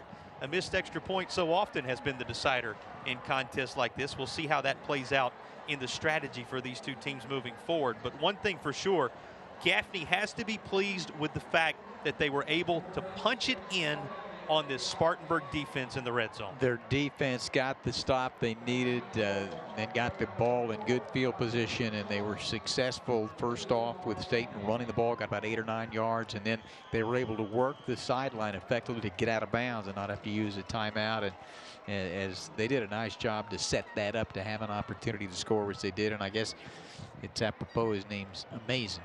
Yep. Amazing Little John with the catch. Saw Mark Hodge go back, take a look at that to see what his offense decides to do with the final half minute or so. And that is covered well kick-wise by Zion Ratchford, which will see to it that Spartanburg will have the majority of the field to travel if they're to answer before the intermission. Yeah, it took over with 2:06 and took them about a minute and a half to negotiate 55 yards for the touchdown.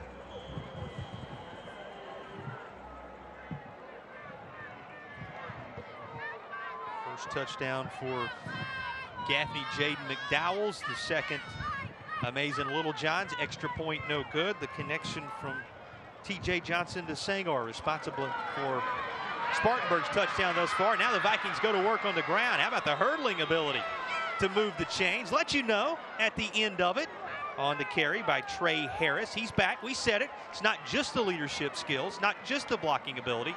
Pretty nice run for the young man as he moves the chains with a First Franklin Financial first down. Gaffney's defense stacks up the ball carrier here, and the clock is at 6, ticking downward to 5. Timeout is going to be taken by Spartanburg to preserve a little bit of time here.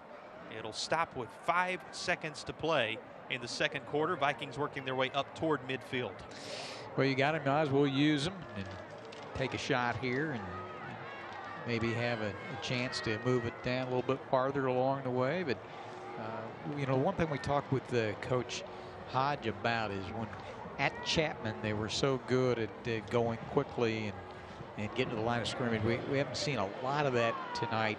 That's a certain point that he wants to get to with this program as they transition from Raheem Jeter, a little bit different approach offensively with T.J. Johnson. Well, and who did he say? He referenced one of his current staff members, right? Guy who's on this Spartanburg staff and is a part of helping train up the next generation. A guy whose name is going to be, you know, very familiar to you when you go back and you look at those Chapman years, and he's brought so many of those guys with him, like Colton Bailey, who we're referencing here, that was a pretty good player in a system just like this for Mark Hodge during those Chapman years. Let's see what he draws up here on the Spartanburg side of things. 5 seconds with which to work. Final timeout of the half just taken by the Vikings. Both teams, in fact, as you glance down at the scoreboard, are out of them now. So this is the one shot to try and do something with it. And Johnson going to try to work out of trouble. He will not. And play will conclude for the first half with the Gaffney sack. So a late touchdown for the Indians, breaking a 7-7 tie and giving the visitors a lead of 6. 13-7 our score at the intermission. What a first half between these two, Tom. Yeah, as expected. And we talked about how close it's been over the years, and talked about last year's game, 26-20 in overtime, won by Gaffney, and how highly competitive it's been. And the competitiveness of these teams this year with the tremendous non-conference schedules they played. Gaffney's had a week off, and Spartanburg, for them, this is a huge game. They're all big, but lost last week. Burns 21-9, a little bit more emphasis in terms of region play here tonight for the Vikings. But a good first half. Well, and think about going into the bye week for Gaffney. They went on the road, tested their ability to play on the road against a high-powered Fort D team. They're able to take down Fort Dorchester, go into the bye week, work on some things, really focus on Spartanburg, come over, take a look at this squad and get ready, and certainly pay dividends in the first half. Gaffney, a couple of touchdowns.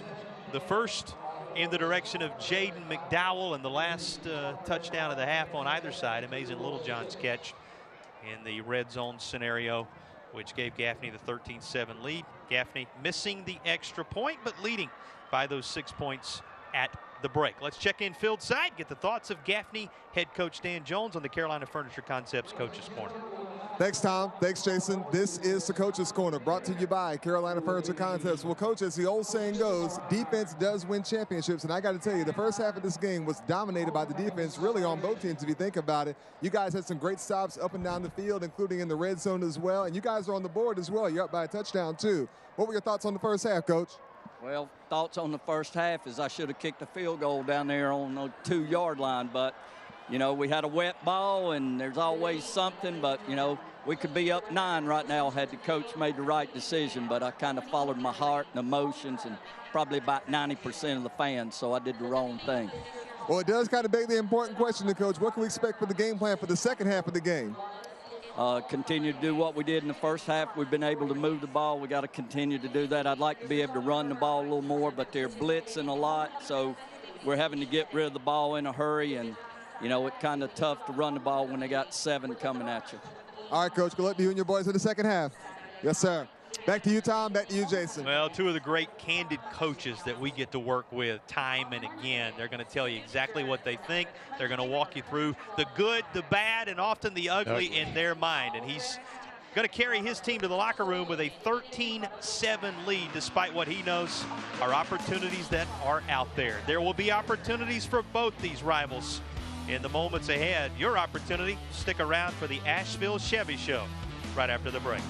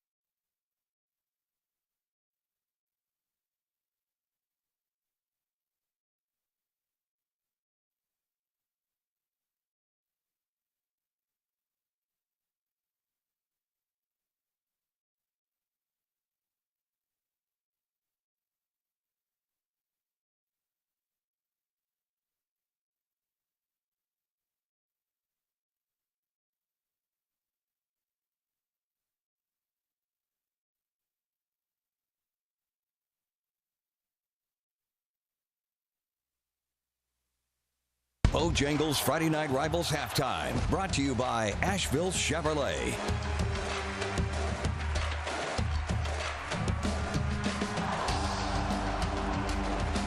Hey there, everybody. Thank y'all so much for tuning in to the Asheville Chevrolet Halftime Show, right here on Friday Night Rivals. Who better to join us than our long-standing and terrific partners from Asheville Chevrolet? Y'all know them well, Stan Anders and Bobby Roussel. Gentlemen, it's always a pleasure to see you both. Always a pleasure. Great to see you. Indeed. Great to have football back. Of course, we're all excited about the football. I know they are too out there. Now, Stan, it kind of makes me wonder, though, just for the sake of clarity, on what can you share with us some insight into the longevity of y'all's support for this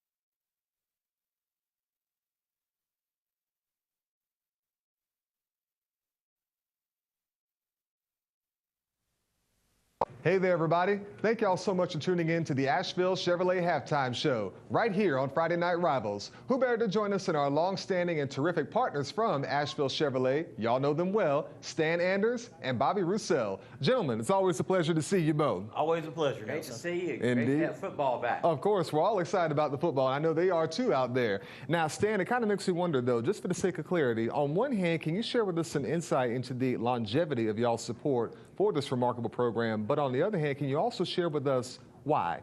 Why is it so critical for y'all to frequently invest in high school athletics and the community as a whole?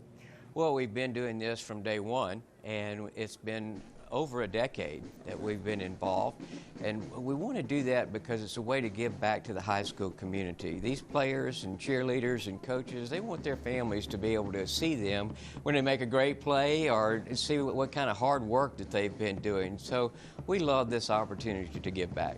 That does sound like a remarkable opportunity. Now, Bobby, I turn to you on this one because as prolific businessmen as y'all both are, it kind of makes me also wonder, as y'all are both more than well aware, great businesses are predicated on the idea of terrific customer service, but I know for a fact, Asheville Chevrolet, y'all are predicated on the idea of exceptional customer service. How exactly do y'all do it? You know, what's the secret out there? Well, Nelson, we have customers for life because we give them that extra, whatever they need, whatever it takes to make them come back. And anybody can sell you one car. I want to sell you 5 or 6 cars. Wow. And we don't sell cars, we don't mark them up to mark them down. We sell the cars at list price while the other dealers were taking advantage of COVID and selling them over list. We sell them at list. We don't change. We give you a fair price and a fair number on your trade to make you happy and make you come back. That all sounds like fantastic work. Well, Bobby, Stan, as always, on behalf of the entire community and the region as a whole, I want to thank y'all for y'all's long and robust support of high school athletics and more specifically Friday Night Rivals. We truly could not do it without y'all. All right. Thank you. We'll be back in just a moment. Friday Night Rivals Scholar Athlete, brought to you by Arby's.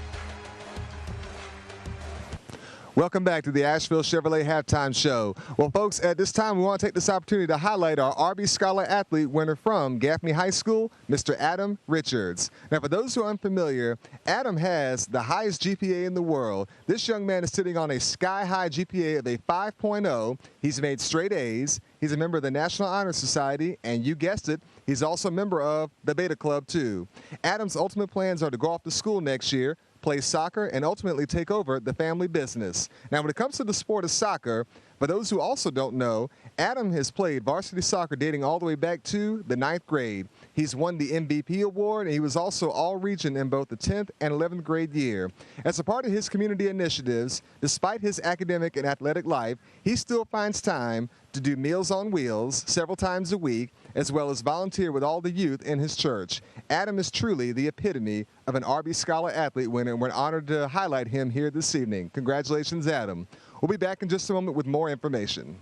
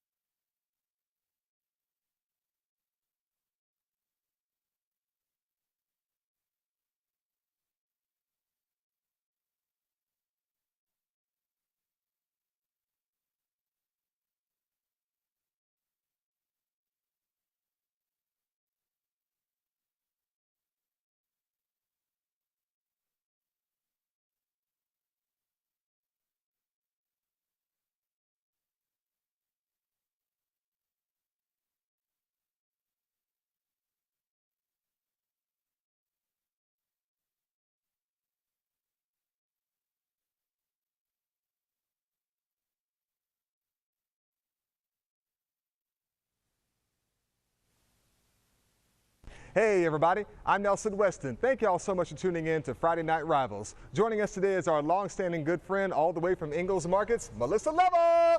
Good to see you, my friend. Your football friend. It's football friend indeed. Now, Melissa, speaking of football, I want to transition from football to the classroom because you and I both know y'all have a famous program called Tools for Schools. And for those who are unfamiliar, how exactly does it operate on one hand, but on the other hand, more importantly, how do the good folks at home go about supporting it and getting involved today? Oh, Nelson, it's really a wonderful program because it's geared toward the school and the needs that they have that sometimes, lots of times, teachers will actually end up buying out of their own pocket. Indeed. You have an Ingalls Advantage card and a list of schools who participate in the Ingalls Tools for School program. Link your card to one of those schools, and every time you shop, you're earning dollars. At the end of the year, the school can go and purchase what items they need. Oh, that sounds like an amazing and well-rounded program. Right. Now, Ingalls, y'all have provided robust support to the community for so many years now. We're talking high school athletics, college athletics, and everything in between. It does beg the fundamental question, why? Why is it so critical for y'all? Well, it's not just sports, but it's also educational programs, but we're the home team. Ingalls is your hometown grocery market, so you are also supporting our home teams. Of course. It's really important for us to be a part of that community. We love being part of that, and we're blessed to be able to do that. Lots of those students work at our stores or graduated from those schools. We see these people in church. We see these people at work. This is a really big deal for us. Might be a big company to look at us from the outside in, but we like being beacons in our own communities. Y'all are beacons indeed. All outstanding work. Now, Melissa, very quickly, you and I both know no great game is complete without delicious, mouth-watering good food. What are some of the most popular items on y'all's menu? Oh my goodness, you have to start off with a wonderful boar's head sub, just absolutely good with all the trimmings, great fried chicken, all the sides you could possibly want, a wonderful salad bar, a wing bar, olive bar. I mean, I don't know if I could decide. I just have to go get a big old wheelbarrow and take it all there, plus all the things you need like chips and drinks and paper plates. One-stop shopping place for all your tailgating. All fantastic work indeed. Well, Melissa, thank you so much for your time here today. Thank you, Nelson. All right. We'll be back in just a moment.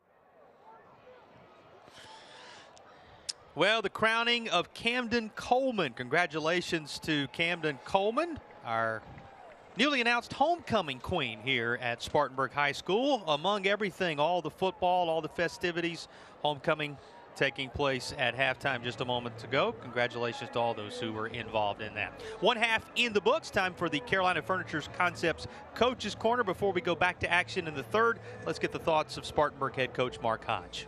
Thanks, Tom. Thanks, Jason. This is the Coach's Corner, brought to you by Carolina Furniture Concepts. Well, Coach, I'm curious to know, given the fact this is really a defensive-oriented kind of game, both teams have powerful defenses for that matter. I mean, it's a lot of been back and forth, a lot of tit for tat. What was the message to the boys in the locker room just now? Just keep playing. You know, our starting safety, leader to the secondary, got hurt early, so we've had some few communication issues in the secondary, blowing a few things. So hopefully we got that cleaned up and settled down. But you got to just keep playing, man. I mean, you're one score and extra point from taking the lead. So, and that's the thing we talked about all year is every game's going to come down to the fourth quarter. So this is no different. So that means you got to play the second half. Indeed. All right, Coach, good luck to you and your boys in the second half. Yes, sir. Back to you, Tom. Back to you, Jason. Well, Mark Hodge telling you, one piece of the puzzle when it comes to personnel can be so critical, Tom. We'll see how Spartanburg shakes that out moving forward.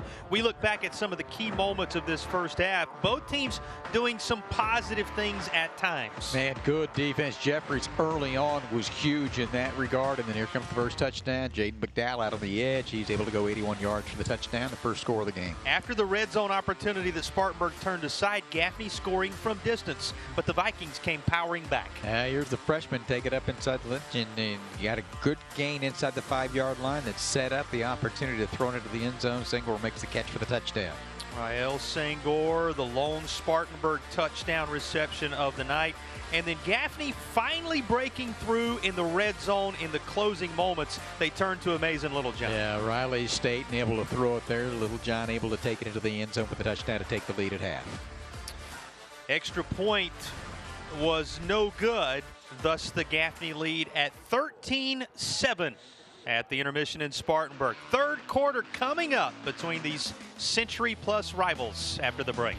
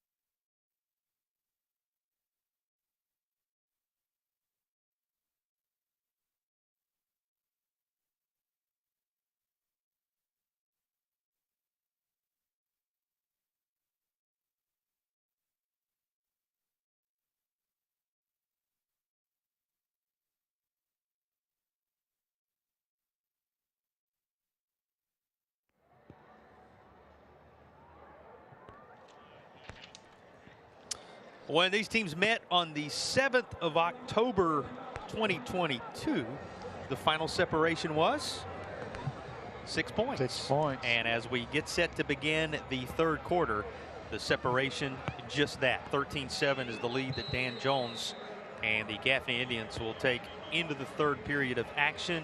Heard Mark Hodge say that his defense a little short-handed now. And we'll see how that factors in the rest of the way. You heard Dan Jones say he had some opportunities he felt like he could have capitalized on. We'll see which team does that the rest of the way. But you want to get to halftime with your team in it with a chance to win it in a region contest. Both these teams successful to that end, Tom. I mean, they are. And you talk about Spartanburg. We talked about their defense and how good it's been this year. And they hold a team, Gaffney, averaging 37 points per game to 13 in the first half. That's pretty good, coming off 48 points in their last game. They were off last week in the win at Fort Dorchester. So pretty good defensively there by Spartanburg, but really a fine job, I think, defensively as well, and opportunistic offensively. And both teams just had 4 possession. That's it the entire first half. You're looking at a couple of teams capable of going the distance in South Carolina this year. You may very well be watching the eventual state champion. That's how good these two teams are, despite, as we said, somewhat of mixed reviews because of the slate they have played to this point. Both of them playing against former state champions, against state champions from other states, to battle test their team. And now to the games that really matter, and now to the third quarter of one that matters for the ages every time it's played, this rivalry between Gaffney and Spartanburg. 277 yards of total offense for Gaffney, 99 for Spartanburg in the first half. 237 of that passing for Gaffney, 52 of it passing for Spartanburg, just the way some of the numbers break down from that first half of action. Here is TJ Johnson. You were impressed with his play in the first half? Yeah, he's kind of grown up before our eyes a little bit this year. Gets his opportunity to start this year. Thought about stepping up, turning this loose, instead running for his life in a pocket that was collapsing, and he'll be just shy of the original line of scrimmage, as it'll be second down from behind the sticks. One of the main reasons for it, the work of Zion Ratchford, whose name we've called regularly. Wanted to get it out of there in a hurry. It wasn't there, and it really able to just kind of go forward and avoid about a 6 or 7 yard loss. Roop was in the midst of that, and of course the guys up front making the difference for Gaffney, as they have Foster, Putnam, Jeffries, as they have throughout the night. Speaking of that group up front, here is Foster Boyd making his way into the backfield and taking care of business for the Gaffney Indians. Think about this. This front for Gaffney and what they're doing to try to set the tone for the third quarter. 11:05 left to go in the period, and look at how quickly he gets in the backfield. Yeah, untouched, the outside linebacker, and 6 feet 170 and a junior coming in making a nice play. Amari Foster Boyd, as they list the junior linebacker on the Gaffney roster. And we've got another player down. This time it looks to be a Gaffney Indian that is being tended to by that training staff. We'll break away, check the status of the injured player. Early third quarter on the other side.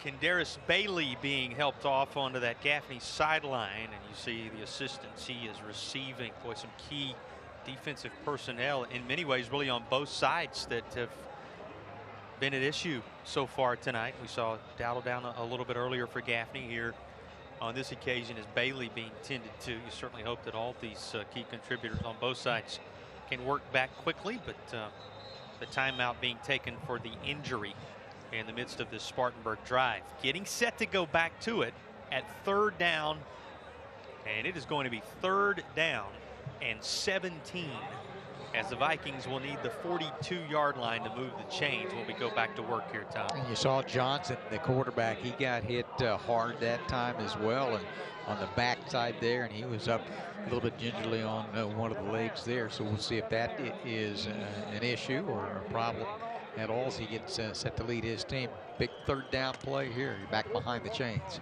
First half numbers for TJ Johnson: 5 of 10, 52 yards, a touchdown. His long was 22. He was sacked once in that half. He's in trouble again here, but you know the wheels that he has to put in use. He'll end up tossing this out.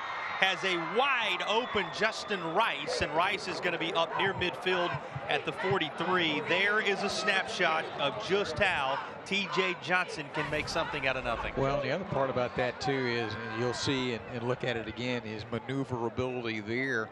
And you would think at a certain point you're just going to pull it down and run, but he pulled up and able to dump it over. The second time we've seen that, make a really good decision. I thought he might pull it down, and if he does, he's going to come up shy. So nicely executed to get the first down. Rice again, who averages right at 16 yards per catch, and he's got more than enough to move the chains. First Franklin Financial first down, toss high, but still out of the reach of that Gaffney secondary as it falls harmlessly to the turf.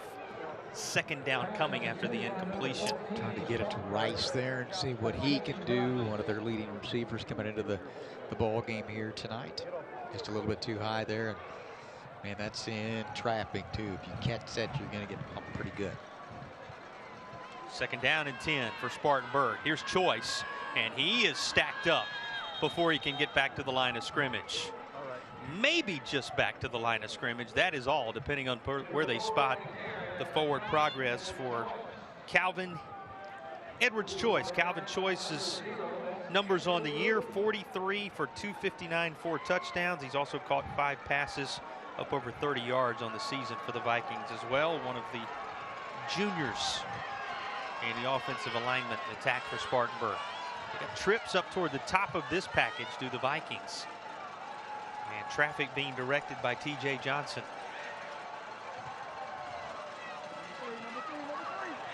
And he's looking to throw this fairly deep. That's caught and able to get out of the first line of tacklers and get out of all kind of trouble to take it to the house is Kamari Cunningham.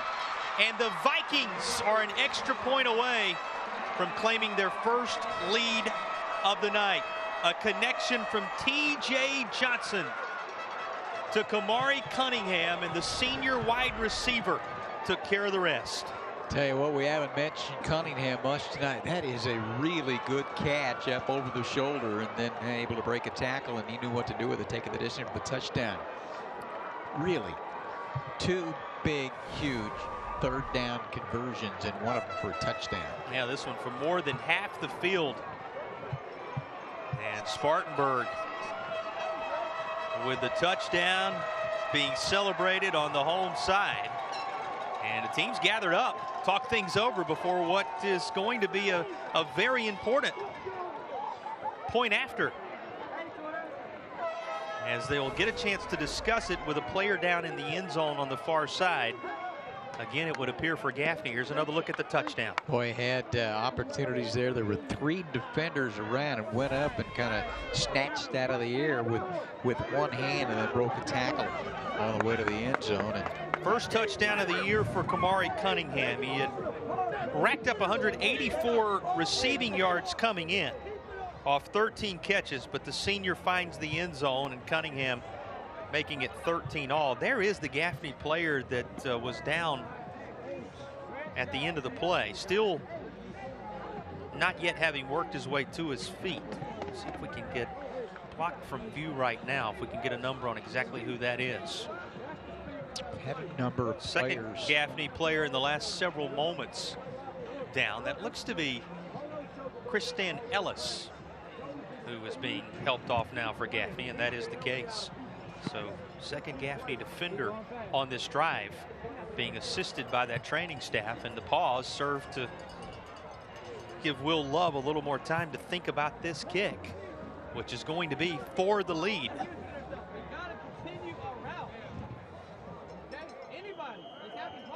So in a 13-all contest with 9:29 to play in the third, here is Will Love's all-important extra point to put Spartanburg ahead.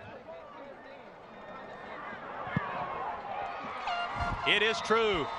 14-13 Vikings as Spartanburg makes use of their early third quarter drive. Here's another look at the touchdown toss to Kamari Cunningham. He found another gear at the end of this, and everybody banged up at this point, but positive things still happening.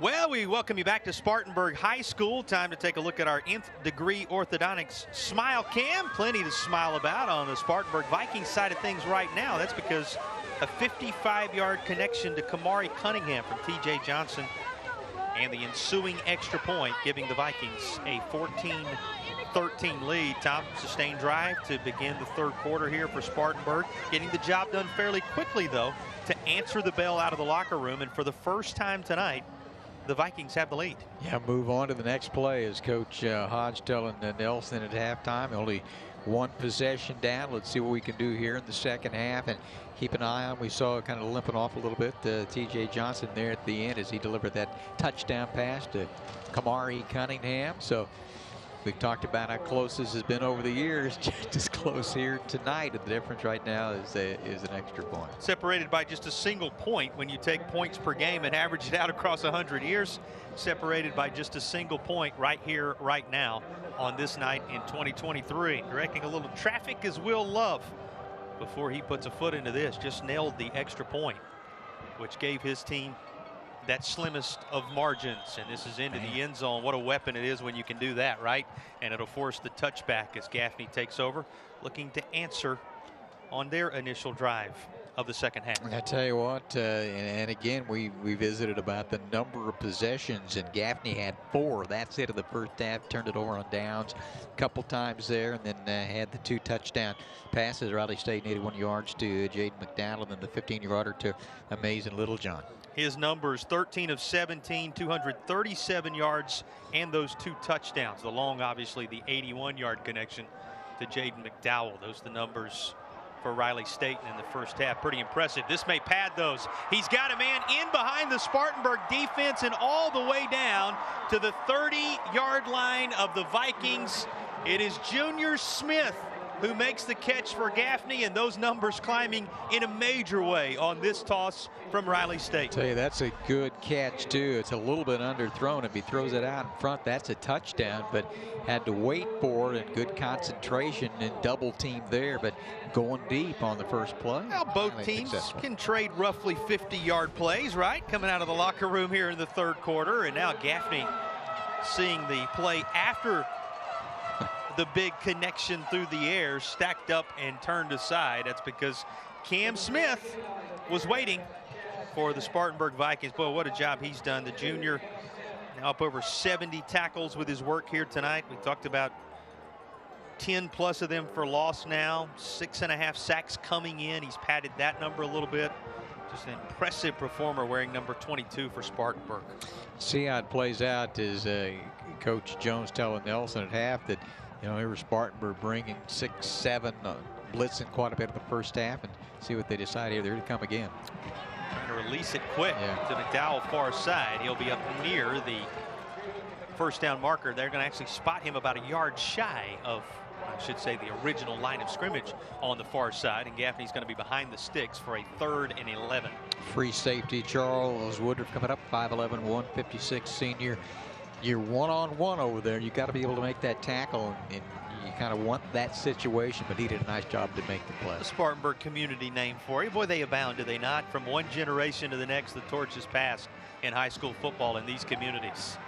Looking for a man that was intended for Drew Medley down the far side, but it is incomplete. And fans may be not familiar with these programs, but they're familiar with Stephen Davis, right? Yes. Who made it to the pros. They're familiar with Sidney Rice, who played in a Super Bowl, one making his mark for Spartanburg, the other for Gaffney. We listed a number of the other names of guys who not only have played on Saturdays from these two programs and are doing that right now, guys that have played on Sundays from both of these programs that have made their mark on the landscape of football in general, not just high school football.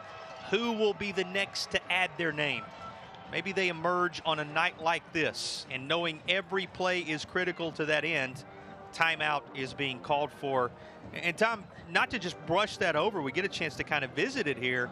These are two programs that have been feeding grounds for the colleges that surround this area, as well as you're able to sit back and watch some of your hometown heroes play on Sunday if you support these two programs. Well, and the interesting aspect too of that is that they come back. We talked with both coaches this week, and we appreciate their time to provide information for us to pass along those that are watching and listening today.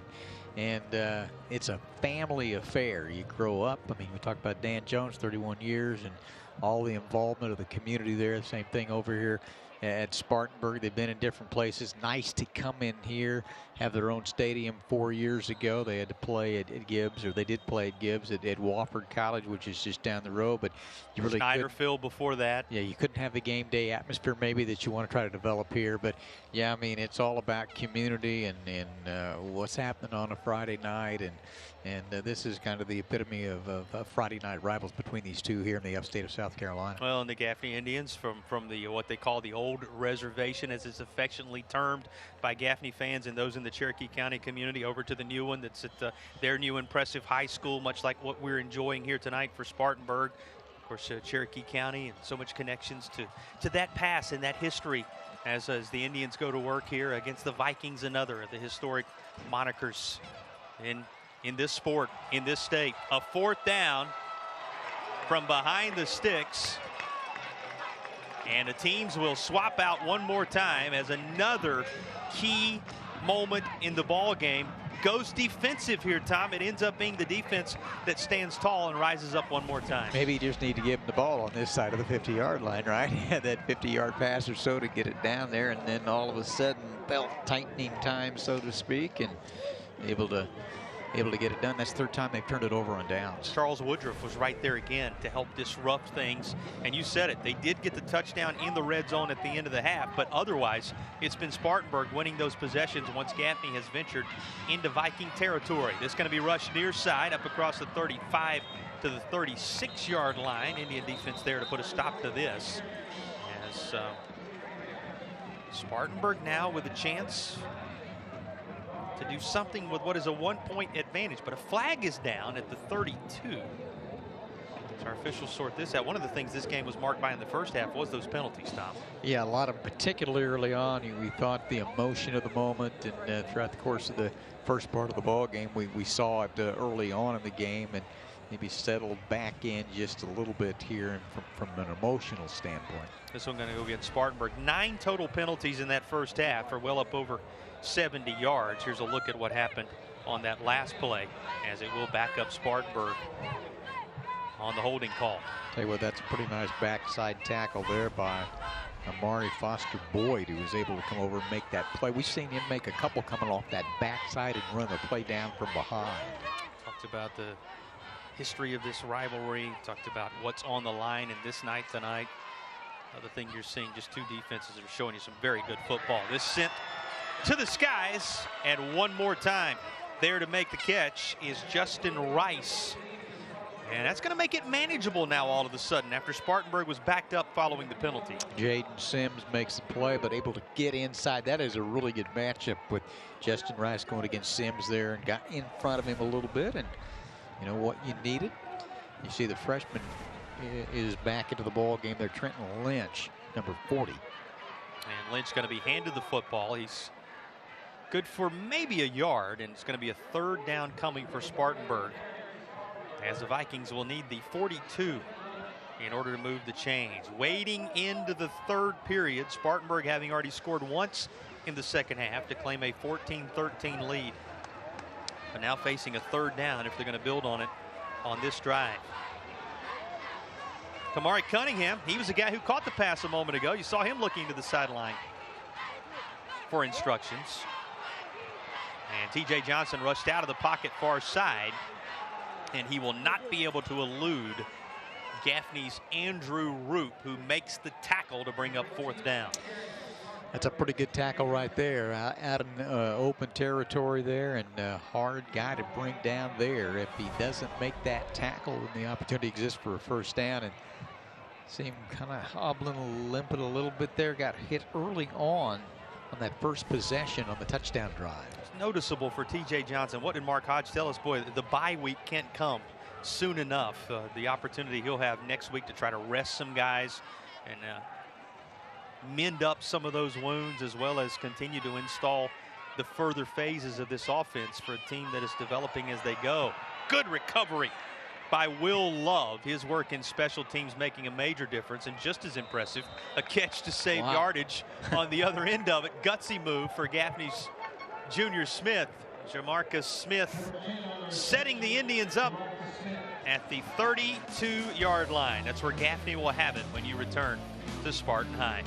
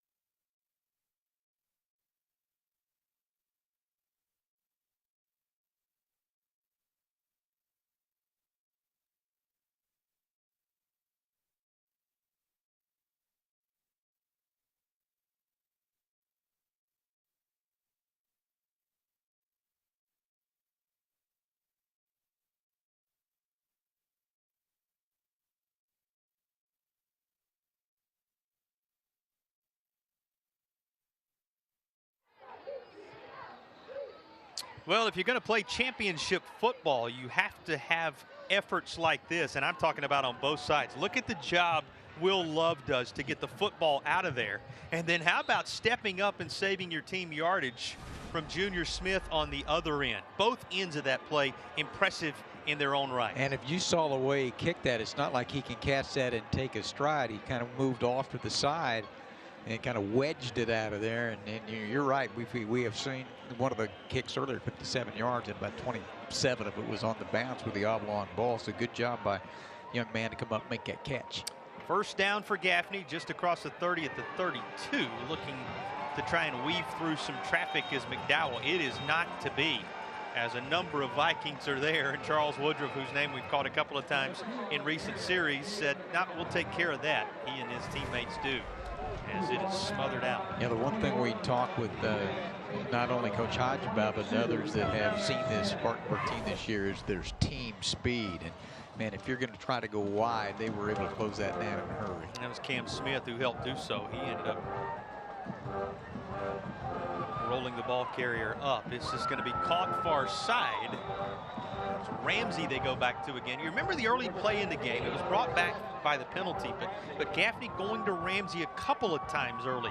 Difference making as they established that first half lead. And we talked about with the ability of Staten to get that ball out in a hurry. Where he's having to get it out in a hurry is visiting with Nelson at halftime, talking about how defensively that's being played by Spartanburg. They're really coming after him.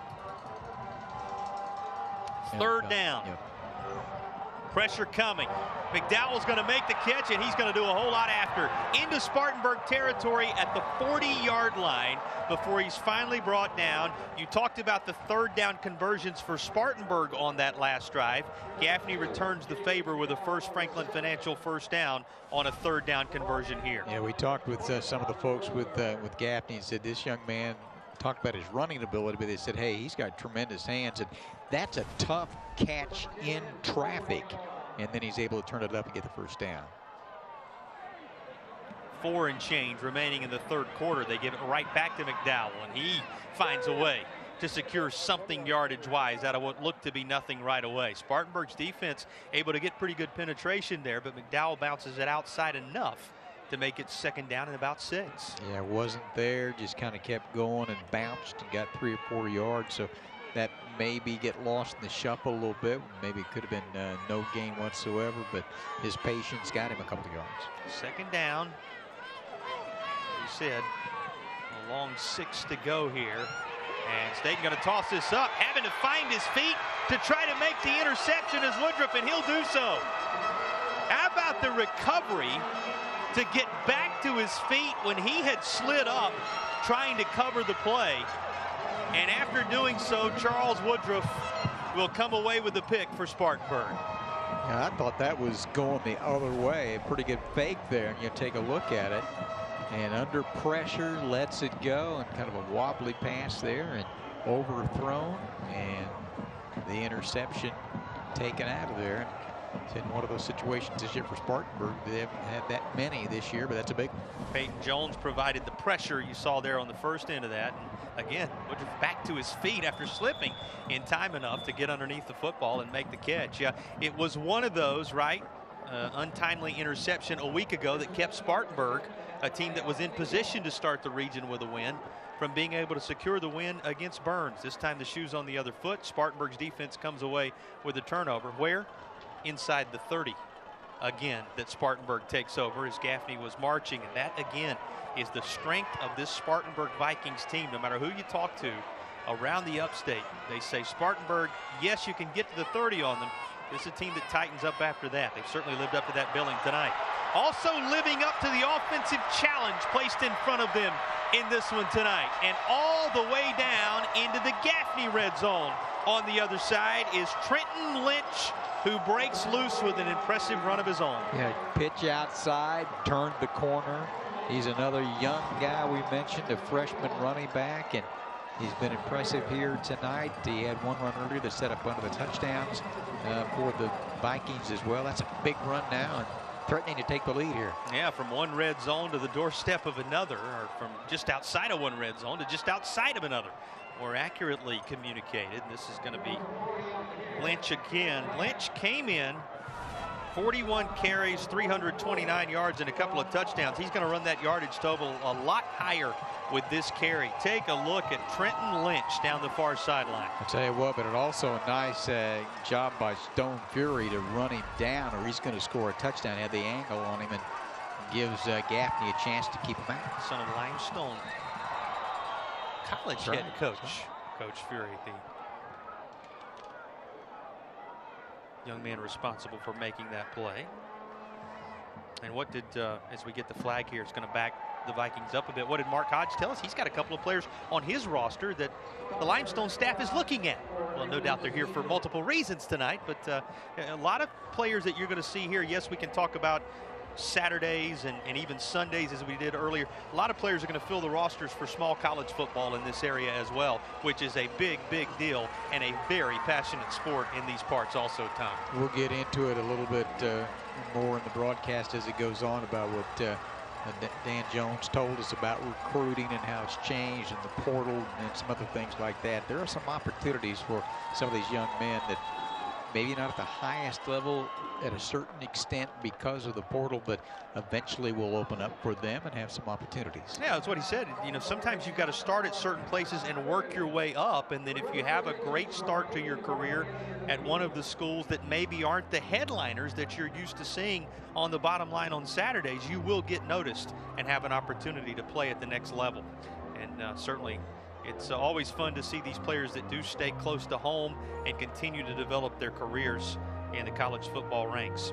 Spartanburg deciding to take a timeout here just ahead of second down and long as they work their way deeper into Gaffney territory toward the end of the third quarter. Yeah, we talked about Spartanburg and their defensive abilities. A Gaffney team that has averaged 37 points per game, but it's also a Gaffney team that has done a good job offensively. Now, Spartanburg has struggled to a certain extent with consistency and some other things offensively this year, but it's also a Gaffney team that's given up more than 40 points in 3 games this year, including 40 against Dorchester in a 48-40 win their last time out. They were off last week, and then in a great ball game that was seen here on My 40 in the upstate of South Carolina was that game with Crest, 44-38. So they've given up some points, but they've done a pretty good job to keep Spartanburg to 14.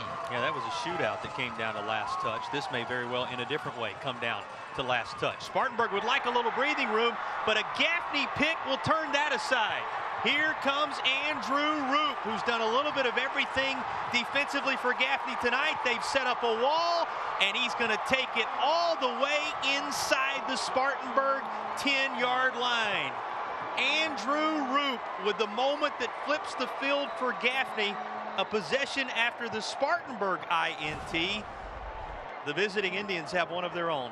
I'll tell you what, 225. He got it going, didn't he, down the sideline, and he tight ropes it there like he's running. Look at Jeffries, too, 93, as he's going to deliver a block, and that provides opportunity for about another 10, 15 yards. Jeffries said, I don't think so, and you got to credit Davis for coming all the way back and chasing that down for Spartanburg, because, again, if you can keep Gaffney out of the end zone, you get to send that smothering Spartanburg defense back out onto the field in the red zone and see if you can turn Gaffney aside without points one more time. So a big hustle play that you saw at the end of that to chase down Roop before he could find pay dirt at the end of the play. We'll see if it matters that much, Tom, with the ultimate result of this drive.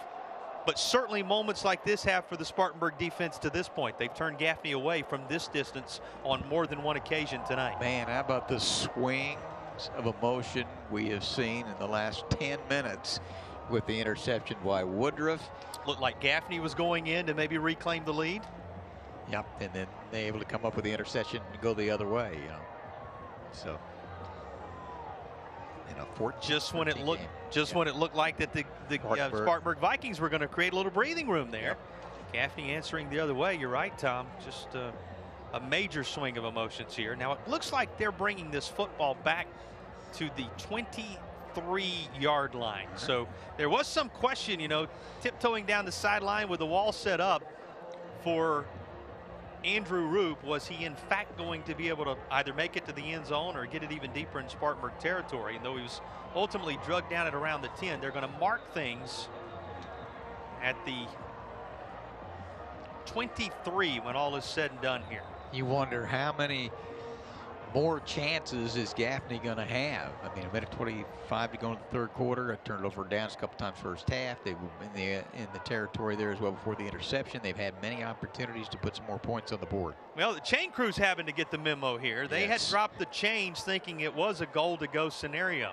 But now everything seems to be in order. Some of the hardest working guys in the business. We get to meet the chain crews too as you roll around, and legendary status for a number of those who make nights like this Friday night possible with that hard work on the sideline. Some of the heroes of this sport for sure. They've got the chains up. Gaffney goes to work. Nice first down gain. So second and about 3, maybe 4, depending on exactly where they spot this. Is where the Indians are going to need it. Well, keep an eye on his foot because they're going to mark Roop out at the 23. That's pretty before close. He eventually was drugged down inside the 10. McDowell trying to make it of little consequences. He's down inside the 5 now, and that's good for a Gaffney first down. And it will be first and goal Gaffney as they go a little deeper into that First Bank red zone. Impressive young man, sophomore. He'll take it up inside and then bounce it outside, and it's a little thing, but he ends up with a positive gain that time. Good gain, in fact. Don't look now, but we're inside the final minute of the third quarter. And Gaffney will hand it to McDowell. He's still lunging forward down to the 1-yard line. And that's going to take the clock a little deeper into the closing stages of this third quarter. And it gives that Spartanburg defense another down to tighten up as they stop him just short of the goal line. Give off, McDowell again. Everything stacked up at the goal line. No signal, and he'll be just shy one more time. 22 seconds remaining in the third. Remember, we saw earlier in the game the kind of wildcat look with McDowell, and they brought Jeffries in, and we'll see if we see the big look here. More importantly, third down and goal for Gaffney in the closing seconds of the quarter. Will they snap this, try to take advantage of the waning time? Answer is yes, but just before that snap, whistles blow.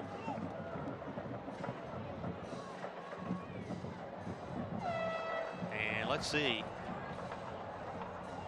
what the call is going to be here. Looks like both teams are headed to their respective sidelines. Into the quarter. And they're going to say it was the end of the quarter, but the clock had about 3 seconds on it. It looked like when he snapped the football. That's the reason we were waiting for the mystery of exactly what took place. But they will say the quarter came to a close, and it will head to the fourth with a single point separating the Spartanburg Vikings and the Gaffney Indians on another memorable night in this Upstate South Carolina rivalry.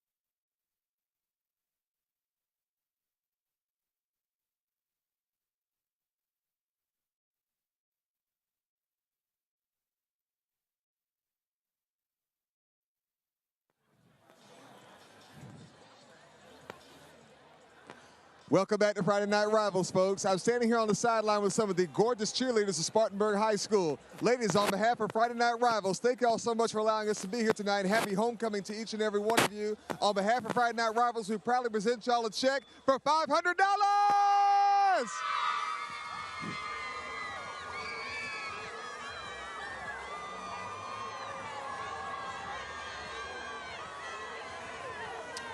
Spartanburg and Gaffney have been playing for over a century. Each team having won 52 times in this rivalry. Separated by a single point when you add their points up all time. Separated by a single point as we start the fourth quarter. And on 3rd and goal, McDowell tried to take it up the middle himself. Spartanburg says no thanks. 4th and goal coming for Gaffney. Vikings trying to make the latest stand in the red zone here, Tom, when it matters most at the start of the fourth. Peyton Jones and Benny Littlejohn, watch this. And then also contact Charles Woodruff again, who's had a sensational second half.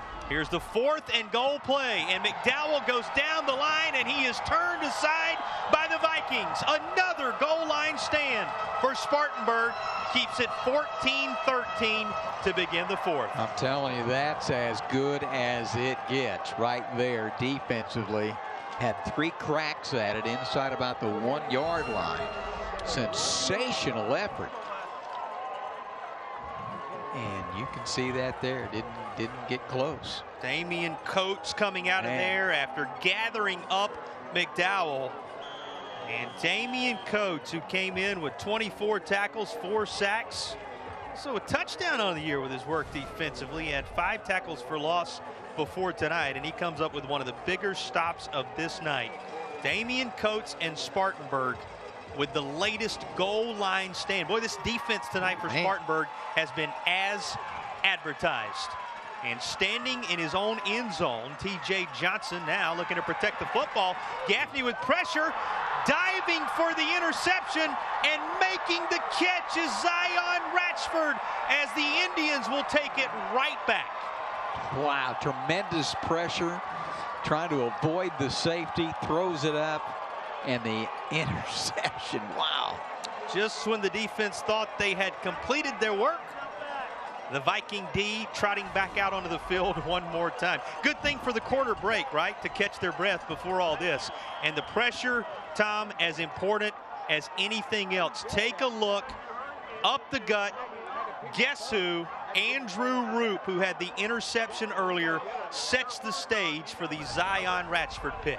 Man, that's just the swings of emotion that we have seen here. Unbelievable. Well, it's just called Spartanburg versus Gaffney. Gaffney versus Spartanburg. Gaffney waiting for the signal. Well, the Indians thought they had a touchdown, and they do. There it is. Ultimately, the signal given for the second Amazing Littlejohn touchdown of the night. And Gaffney is back out front after forcing the turnover following coming up short on the goal line stand. How about this? You have to play the next play. We heard that from both coaches this week. There are going to be so many turns, so many twists, so many changes along the way. It's about what's next, not what was. Right now for Gaffney, that's a 2-point conversion to try and make the lead 7. And 7, Staten, now in trouble, is going to be covered up and dropped. So the lead for Gaffney will be 19-14. Missed the extra point after the second touchdown of the night, and now the 2-point conversion try turned aside. But the Indians are back out front as Gaffney comes away with the Ratchford pick and then a touchdown to follow to reclaim the lead.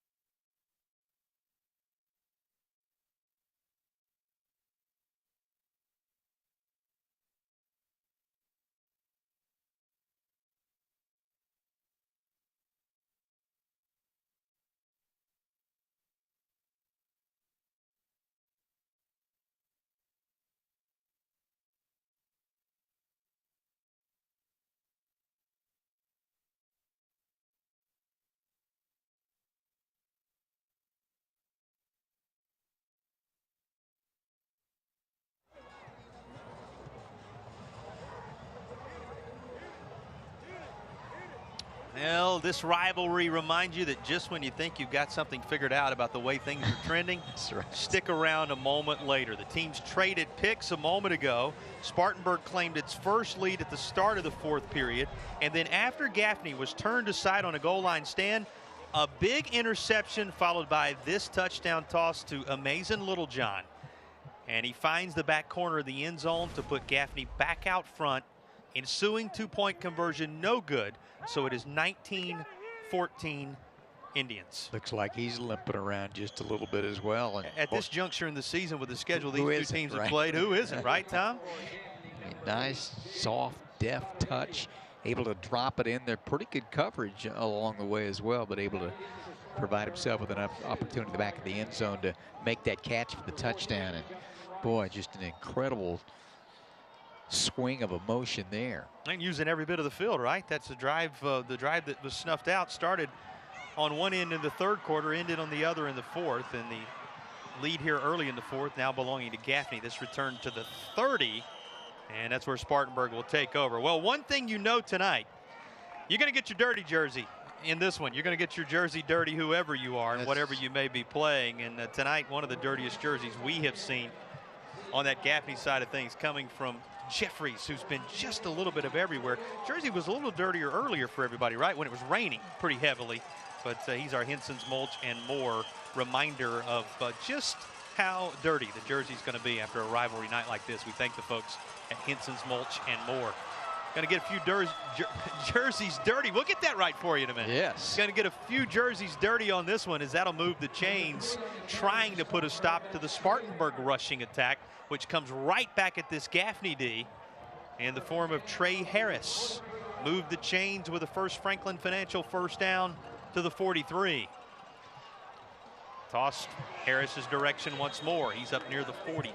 I'm going to spot him at the 44. Boy, Trey Harris, and they said the Spartanburg people, as we were talking with him this week, Tom, how important it was to have him back, and they have utilized him regularly tonight. Yeah, able to get him involved in the mix. He only played a couple of games this year because of an injury situation, but maybe trying to establish the run just a little bit, settle down after the emotional swing there. They're going to get a hold. Cunningham, who had the touchdown catch earlier, but you heard Tom say it, flag came down as that was transpiring. So this appears as if it will be coming back. How about the Spartanburg offensive line? You know, that was one of the conversation pieces with Mark Hodge as we were walking through things about his team this week. He said as his line comes together, as his offense in full comes together, so is really the potential nature of this team for a deep run that they think they're capable of this year. This offensive line tonight really going to be tested now, Tom. You get one more look at the flag that will back Spartanburg up on this occasion. But here's a night and a quarter coming in which this group can come into their own, Tom. They'll need to in this situation. 4 new starters, 4 juniors, a senior this year, and really haven't had a whole lot of continuity, some injury situations as well. But you know, he feels like at a certain point they can become pretty good. They're just going to have to be a little bit more consistent up front. Yeah, both offensive lines being tested by tremendous defensive fronts tonight. Gaffney gets a pretty good push from their front on this occasion. And there's our Henson's Mulch and More. Dirty jersey player from a moment ago. Jeffrey showing you just how physical this contest can be. And 3rd down forever. Spartanburg is going to need to go to the other side of the field at the 47-yard line of Gaffney to move the chains here. And Coach Hodge telling us that they've kind of cut back the number of plays, and that might make it a little bit easier for them. 3rd down forever for Spartanburg right here. And here's TJ Johnson. He's going to run with it. Pretty good angle on him for a couple of those Gaffney defenders, and that on the borderline as he's out of bounds on the 38-yard line. Going to be 4th down coming. No flags on the field on this occasion, and it looks like Gaffney is set to get the football back as Will Love trots out to kick it away. I think you're going to see Contarius Bailey back into the game. We saw him leave at one point and chasing hard, and it's right on the edge right there as you go across. Continuation for Contarius Bailey, but you said it. Good to see a number of the players that went out early in this matchup coming back. Return man for Gaffney at the 25. As Will Love is set to kick it away. His high water mark, a 57-yard punt earlier tonight. When you talk about the punting game, but he's also been true on a couple of key extra points for Spartanburg. The reason the Vikings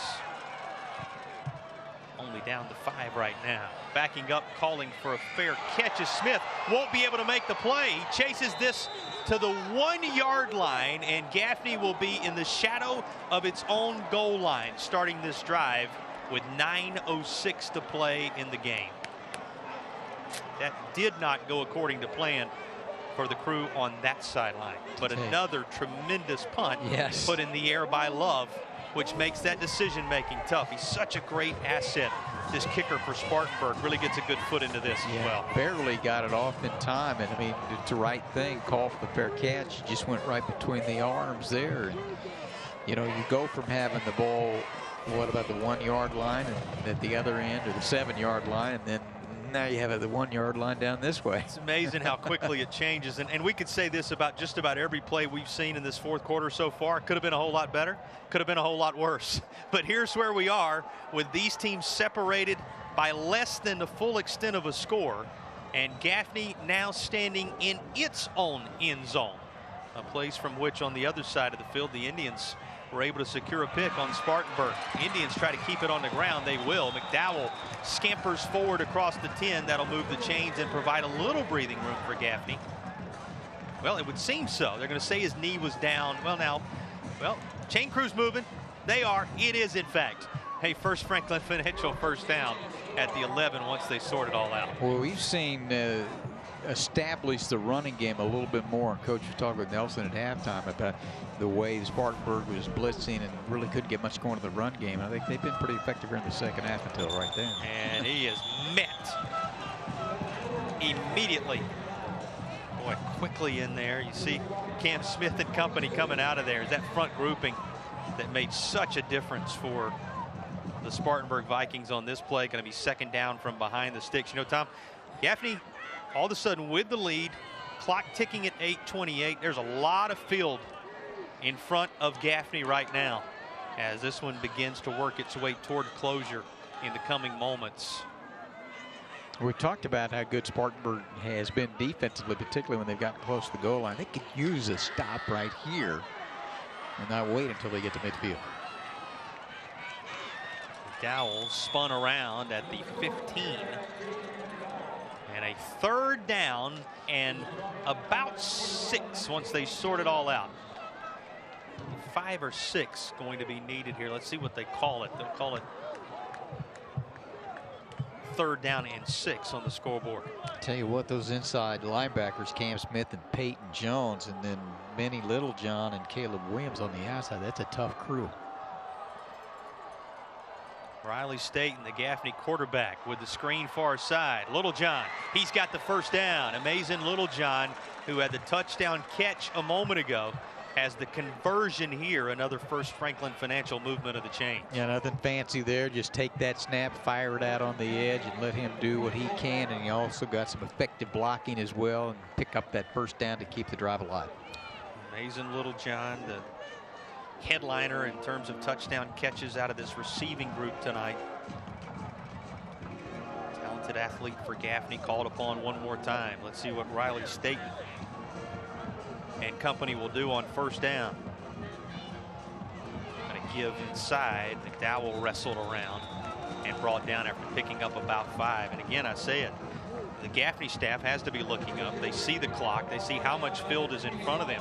They're doing so much of this on the ground and with short screen type passes, Tom, to try to maintain possession of the football and run this clock on down with that 5-point lead. This is the type of drive that you're going to have if you're going to compete for championships. Let's see if they can cap it off, or if the Spartanburg defense that has stood tall all night long has one more major stop in them to give the offense a chance. Fourth quarter. State, another high percentage pass far side, screen to Littlejohn one more time. He once more has the first down. But it's also set up because of the effectiveness that you've been able to run the ball inside a little bit. We saw early on in the game, if you weren't with us, that was the approach, to get it to McDowell out on the edge, and then eventually they got Littlejohn involved a little bit more. But the run up the middle from McDowell, difference making. Running it up the middle from time to time here to open up some of that for Littlejohn. As Tom walks you through, 6:40 and working downward as the first down snap is secured. And that's going to be kept on the ground. Another carry on this occasion. Zion Macbeth getting the nod for Gaffney. And he provides a little bit of a breather for McDowell before Macbeth trots off. Nicely done to get a second down and 3 secured. Well, that vaunted Spartanburg D came up with the goal line stand only to see the turnover flip the script for the moment. What can this impressive Vikings crew do now to try and stall the drive for Gaffney, which started all the way back with Riley Staten's feet in his own end zone? Swings another pass out. McDowell's direction. McDowell to the 48. That appears to be enough for a first down. It is. First Franklin Financial first down for Gaffney near midfield. And now with every movement of the chains, Tom, you're talking about another minute and a half or so at least that goes away from Spartanburg's ability to answer. Able to get it out on the edge. We've seen that young man run it up inside. He's been a dual threat running the football and catching it. And you get him out in space, he is so difficult to bring down one-on-one. It's a good tackle there. Change reset at the Gaffney 49. Again, clock winding inside 5.5 now.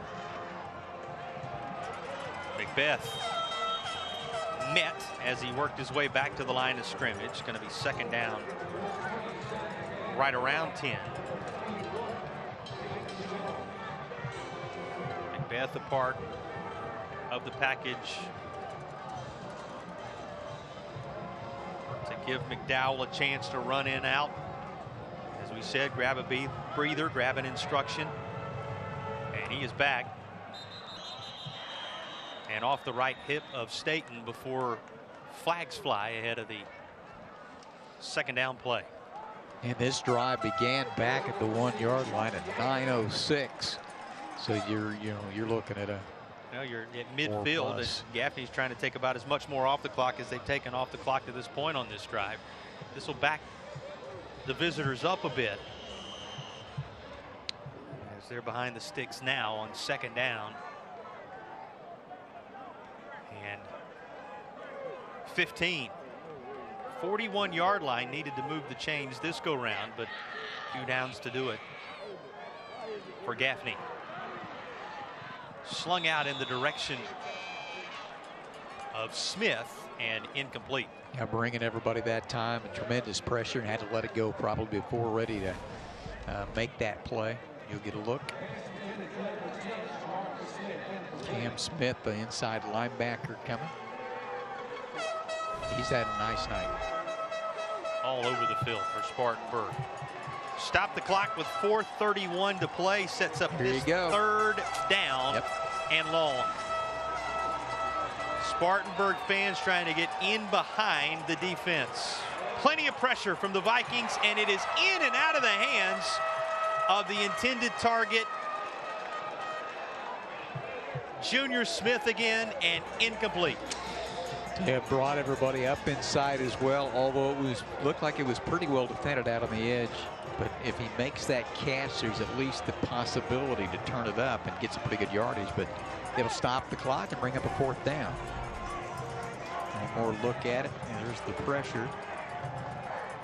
Just couldn't come up with the ball. Jake Spedavecchi, a key kick. Spartanburg brings pressure.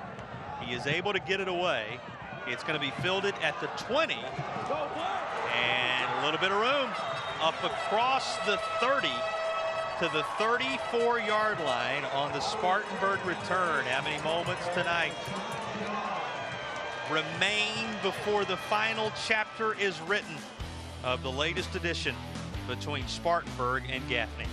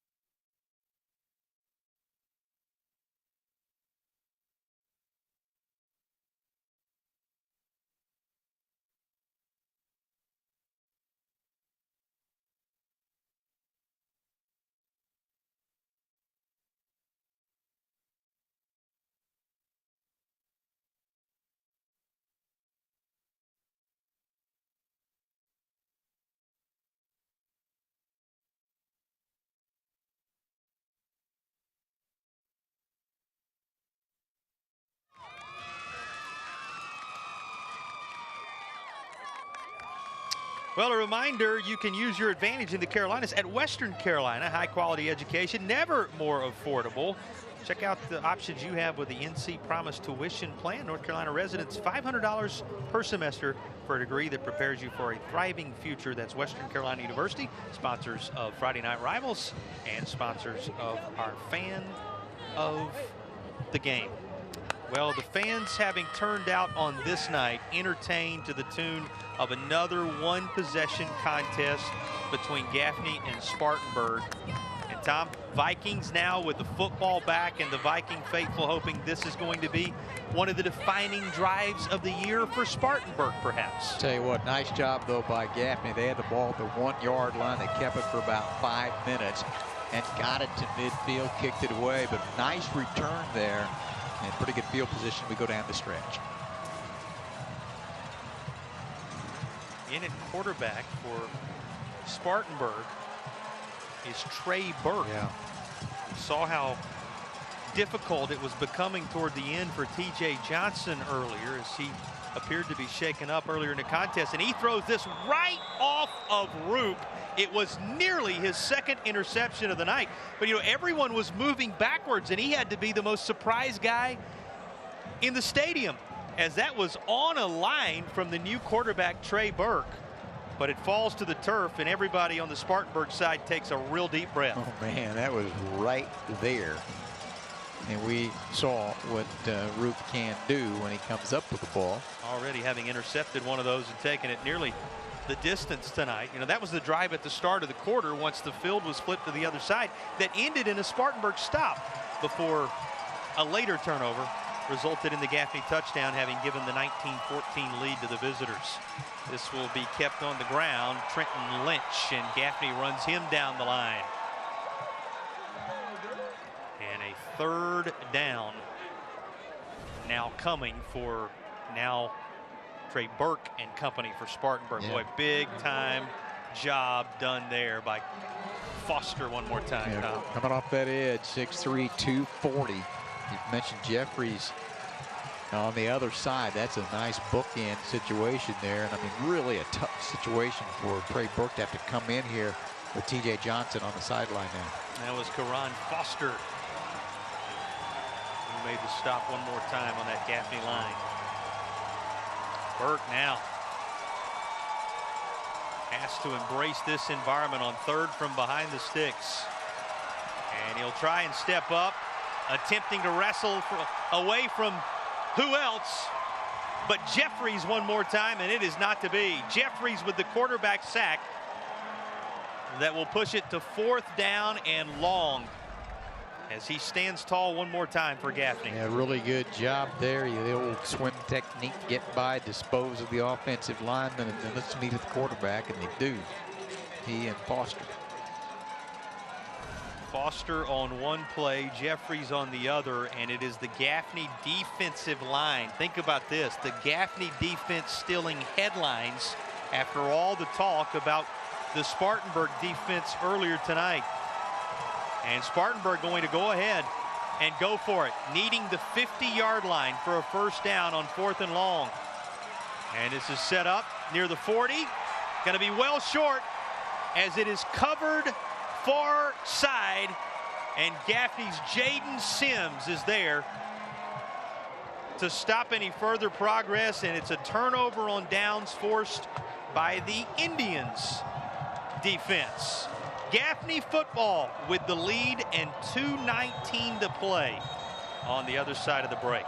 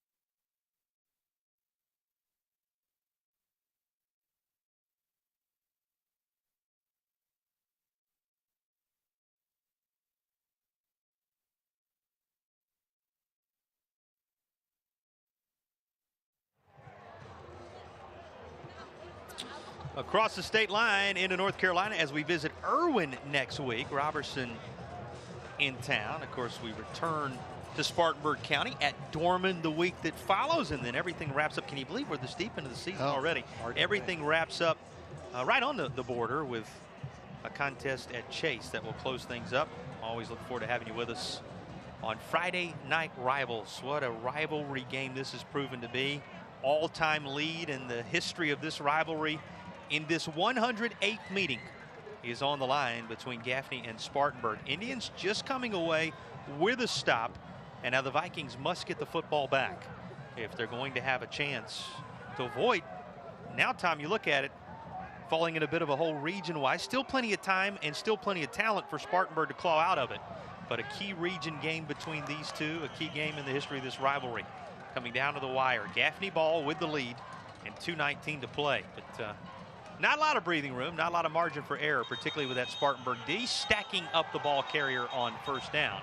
nowhere for McDowell to go. 2nd and 10 coming. Clock now becoming as much of a factor in a storyline as anything else. Yeah, just a really tough situation a moment ago with T.J. Johnson going out and a young man, Trey Burke, sophomore, having to step in there, and you have an incomplete pass on first down, and you don't get much on 2nd down, and you're forced to go for it on 4th and 15, and played well defensively, keep it in front of you, and did that, able to get the ball back. Before this one slips by, what a joy to be at Spartanburg High School tonight. Oh, yeah. Always love coming here. One of our favorite places to be. They take such good care of us at Spartan High. From Todd Staley, the athletic director, you met the principal, everybody on down. We say thank you so much for a night like this. Always a joy to come here as part of Friday Night Rivals. McDowell going to rush this out near side. Flag comes down at the 34, and we'll say it one more time while they sort this flag out. These two staffs, these two coaches, everybody around both of these programs, just an absolute pleasure for us to work with each time we have a chance to cross paths with them. And you can tell why they're successful in what they do, and going to be. You see Mark Hodge there and Dan Jones and what he has done. This is Mark's 4th year here at Spartanburg, getting it going. Had the great run at Chapman. Of course, Dan Jones played at Gaffney and has had a sensational career as the head coach there. They're coming off a championship 2 years ago, beat Dutch Fork 22-19, and ended that run for Dutch Fork with that big late comeback in that contest. You're right. When you think about Mark Hodge, you're talking about it. Doc Davis's fingerprints on that, what he means to Spartanburg, and stick around. Exciting times here as he's been a part of what's being built here and rebuilt here from those 90s championship teams. And Chris Miller on one sideline. Yes. Coach Hodge, you think about what he did, as we said, in his prior stops, and now back home to Spartanburg. Whatever happens in the final 126 of this one tonight, this is still an early chapter for both of these teams. They'll be among those standing when the dust settles on 2023. You can almost rest assured of it. And I'm talking about deep runs into the playoffs is the usual order for both of these teams. Timeout being taken now, and Tom, you glance down, 1:21 on the clock, 3rd down on the down marker, and this one not settled just yet. Yeah, there's much time to get the ball back. You have to make sure you get stop and provide at least that opportunity. Spartanburg, we talked about, they got the off week coming up. They'll be at Bowling Springs and home with Dorman. And then from Gaffney's standpoint, this is their first game in region play. They got Bowling Springs at home. They go to Dorman. We'll have that ball game for you as well. And then they'll have a huge game at home with Burns coming up. Burns right now is number 3 in 5A, and Gaffney is number 5 in 5A in the state of South Carolina right now. And that Burns team Spartanburg saw a week ago, reloaded. You think about the power they were in the 2000s. I mean, you're looking at a team, they date their history back as Gaffney comes out, tries to perhaps salt away one here. To those days in the 20s were the first of the 18 championships, as you documented, Tom, were secured for Spartanburg. As dominant a team in the 90s as anywhere, not just in South Carolina, but anywhere.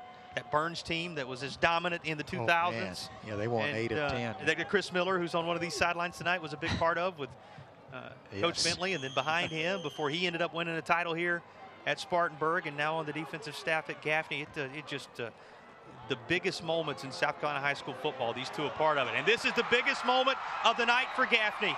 Wide open and taking it home on 3rd and long. Who else but Amazing Little John? They named him Amazing, and that's what he has been tonight for Gaffney. Number 5. Now, there is going to be some discussion about a flag that is down at the 47, but he thought, Gaffney, when they drew it up, thought that was going to be the finishing touch on tonight. But a holding call against the Indians, and hold everything, as another 3rd down play is coming, and hope springs eternal for Spartanburg now, Tom, to get off the field and have one more shot at this thing, with 3rd and long coming again and 1:14 to play. So just when those in the stadium were turning to head for the exits, hold on just a moment more. I tell you, I like the call, though. You figure you're just going to turn around, hand it off, run some more time off, and able to throw it over the middle for an apparent touchdown. But the holding call brought it back. And Now that'll happen sometime when you're trying to make a big play late in the game, make something happen. But the holding penalty will push him back and have to do it all over again on 3rd and 25. Amazing Littlejohn, who has a couple of touchdown catches in Gaffney's 19-14 lead tonight. What will the Indians do here? Needing the 31 for a first down and in essence the ball game. Staten deciding to run with this. He'll get to the 41. It's going to be right around a minute remaining. After timeout is called for, 1:06 to be specific, ahead of the 4th down play for Gaffney at the Spartanburg 42-ish. That's a smart play there. If you could throw an incomplete pass, you could throw an interception. It's not there. Put your head down, get about half of it back, run some time off, make them use another timeout. Ends up getting it in a manageable spot for the 4th down conversion that would in essence take care of business. But Tom, here now is this Spartanburg defense being called upon one more time to turn aside a Gaffney drive in Spartanburg territory and give this offense a chance with right around a minute to play. I mean, it's a 19-14 game. If you're Gaffney, you've turned it over on downs 3 times near the goal line, and you probably think you should have more, but that doesn't count, as a college coach once told me, until they cross the double stripe. So that's why we're at a 19-14 ball game. You know, a number of folks are just finding us as they're making their way home from their games in South Carolina and around the country for that matter. Been a pleasure to have those of you with us nationally on the stadium broadcast tonight. This is a matchup of 2 teams that have been playing for over a century. This is the 108th meeting. Both teams have won 52. The rest were tied. And in the history of this rivalry, Gaffney has scored 19 points per game. Spartanburg has scored 18 points per game. What does Gaffney have on the scoreboard? That's pretty good. And for the longest time, this was a 1-point game tonight. Gaffney trying to make this lead stand up, a lead the Indians took in the 4th quarter. And the Spartanburg Vikings hoping for one more real crack at it here. Now Gaffney out there as if they're going to kick, but they may have just pulled the Vikings on offside to make it 4th and 5. So drama continues to build here, just as it looks like Gaffney's going to kick it away. Now a little closer, making the decision for the Indians a little tougher. And guess what? Dan Jones turns to the official, and he wants a timeout. Bring his offense back on. And just jump the gun a little bit there. Well, what a tough time to pick up this penalty for Spartanburg. You see that little turn there and then the twitch on the left side. And look at those big guys in there that were protected. And now the question of, will Gaffney opt for something different, and will Spartanburg get the ball back now? All of this transpiring with 1:06 to play. Well, Gaffney led 7-0 in the early stages. After Spartanburg evened things up at 7 apiece, Gaffney a touchdown with a missed extra point. So at that juncture, a 13-7 lead. Spartanburg came out in the second half, scored on their opening drive, and kicked the extra point to lead it 14-13. But after back and forth turnovers and then a goal line stand by Spartanburg, an interception deep in Viking territory gave Gaffney another crack at it. A touchdown toss to Amazing Littlejohn at that time, making it 19-14 Gaffney in the midst of the 4th quarter, which is where we sit with 1:06 to play between these 2 old-time rivals. And this is good as all those back when they used to watch them at the old place in Gaffney and old Snyder Field here in Spartanburg. You said it, Gibbs, now here in these pristine new facilities that both enjoy. Gaffney going for it on 4th. They give it to McDowell, and he finds enough room to move the chains at the 19-yard line. He is finally brought to a halt, and that may very well let the Indians salt away their latest victory in this historic series with their rivals from a county over. A first Franklin Financial first down, and Tom, the offsides penalty. Yes, huge. Taking Gaffney's punting unit off the field. They think, well, maybe Jaden McDowell can get 5 yards. He does, and now Gaffney lines up in the victory formation to open the region with a victory. And somewhat fitting for Gaffney that, with the way things went early on in the First Bank red zone tonight, everything will come to a halt right there in the red zone for a Gaffney team that did enough to pick up a W on the road against their rivals in Spartanburg. Had a chance to make that tackle in the open field, didn't happen. And once you got that first down, you knew the game was going to be over. And boy, just another great game among the many that they played 108 times. They will fly the flag as you see the Gaffney Indians and Spartanburg Vikings meet in the middle of the field. 53rd win all time in the series for Gaffney to 52, and then of course the 3 ties. And more importantly for this season is those 2 outstanding head coaches meet in the center of the field, and you wonder if it's the last time they will meet in the center of a football field this year when you consider how often these 2 teams have played for the Upstate title over the years. They know it's just the latest chapter in what should be a tremendous season for both. Here is our Spartanburg Community College game ball. It's going to go to Amazing Littlejohn. He had the final couple of scores for Gaffney, and certainly the one that made the difference, Tom, as that was the moment that Gaffney ultimately capitalized in the red zone. This the play, obviously, that was brought back that Gaffney thought they had taken care of business on a bit ago, but the 2 key touchdown catches for Amazing Littlejohn, one of the big reasons Gaffney comes away victorious on this night. Yeah, Gaffney hangs in there. They had opportunities to put more on the board. Didn't happen. Give Spartanburg credit for that, but Gaffney was able to make the plays when they needed to make them to come away with a win here tonight. And again, this is the first game for them in region play. Spartanburg now 0-2 in region play. They got 2 more to go. They get an off week. We talk to Mark Hodge. Looking forward to that. They've been beat up a little bit as well. So every game, to a certain extent, becomes a playoff game for Spartanburg to have an opportunity. He'll challenge his team to run the table. They're certainly capable of doing so. A lot of work to be done for both these teams, but on this night, the victory to Gaffney. We'll break away, come back, have the Bojangles Trophy presentation, and put a wrap on a 19-14 win for Gaffney over Spartanburg.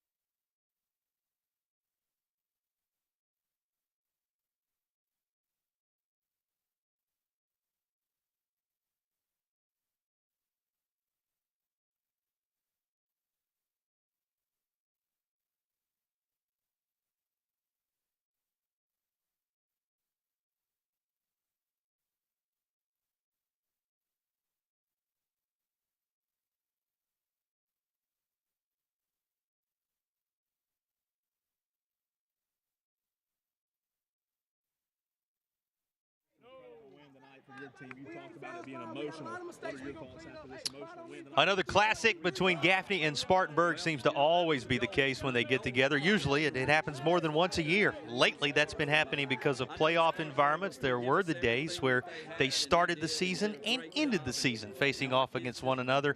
And from Region 2 4A to Region 2 5A, put them wherever you want to put them.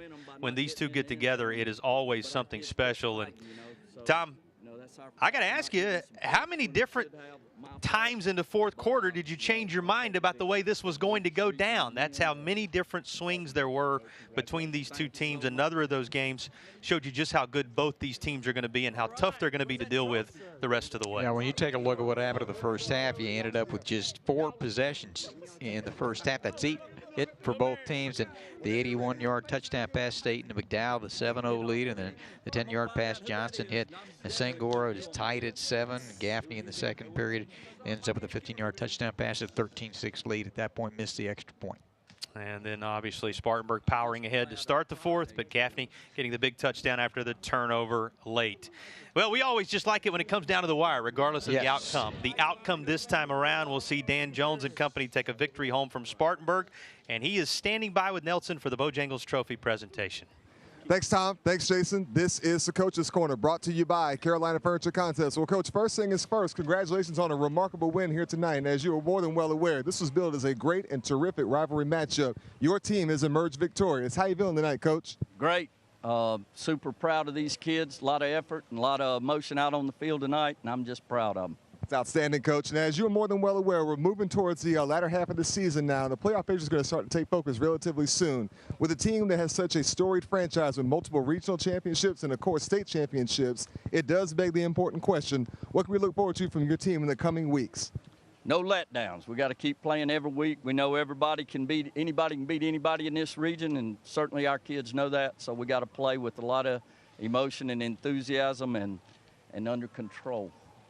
Speaking of that word enthusiasm, Coach, from what I understand, you've got quite the experience on this team. You've been coaching for well over 3 decades now. It does kind of make me wonder, what makes you personally so enthusiastic about coaching such a fantastic group of young men day in and day out, week in and week out, season in and season out, year after year after year? What brings you back? I don't know. I'm awful old, aren't I? Hey, football's a great game. These young guys keep me young, and it's just been special with this group, no doubt about it. All right, Coach, well, we have a special presentation for you. This trophy right here. Congratulations, Coach. Congratulations, team! Back to you, Tom. Back to you, Jason. Well, so much to be excited about on both sides tonight, so much to build on both sides, and you heard right there, they're looking forward to next week, both these teams, Tom.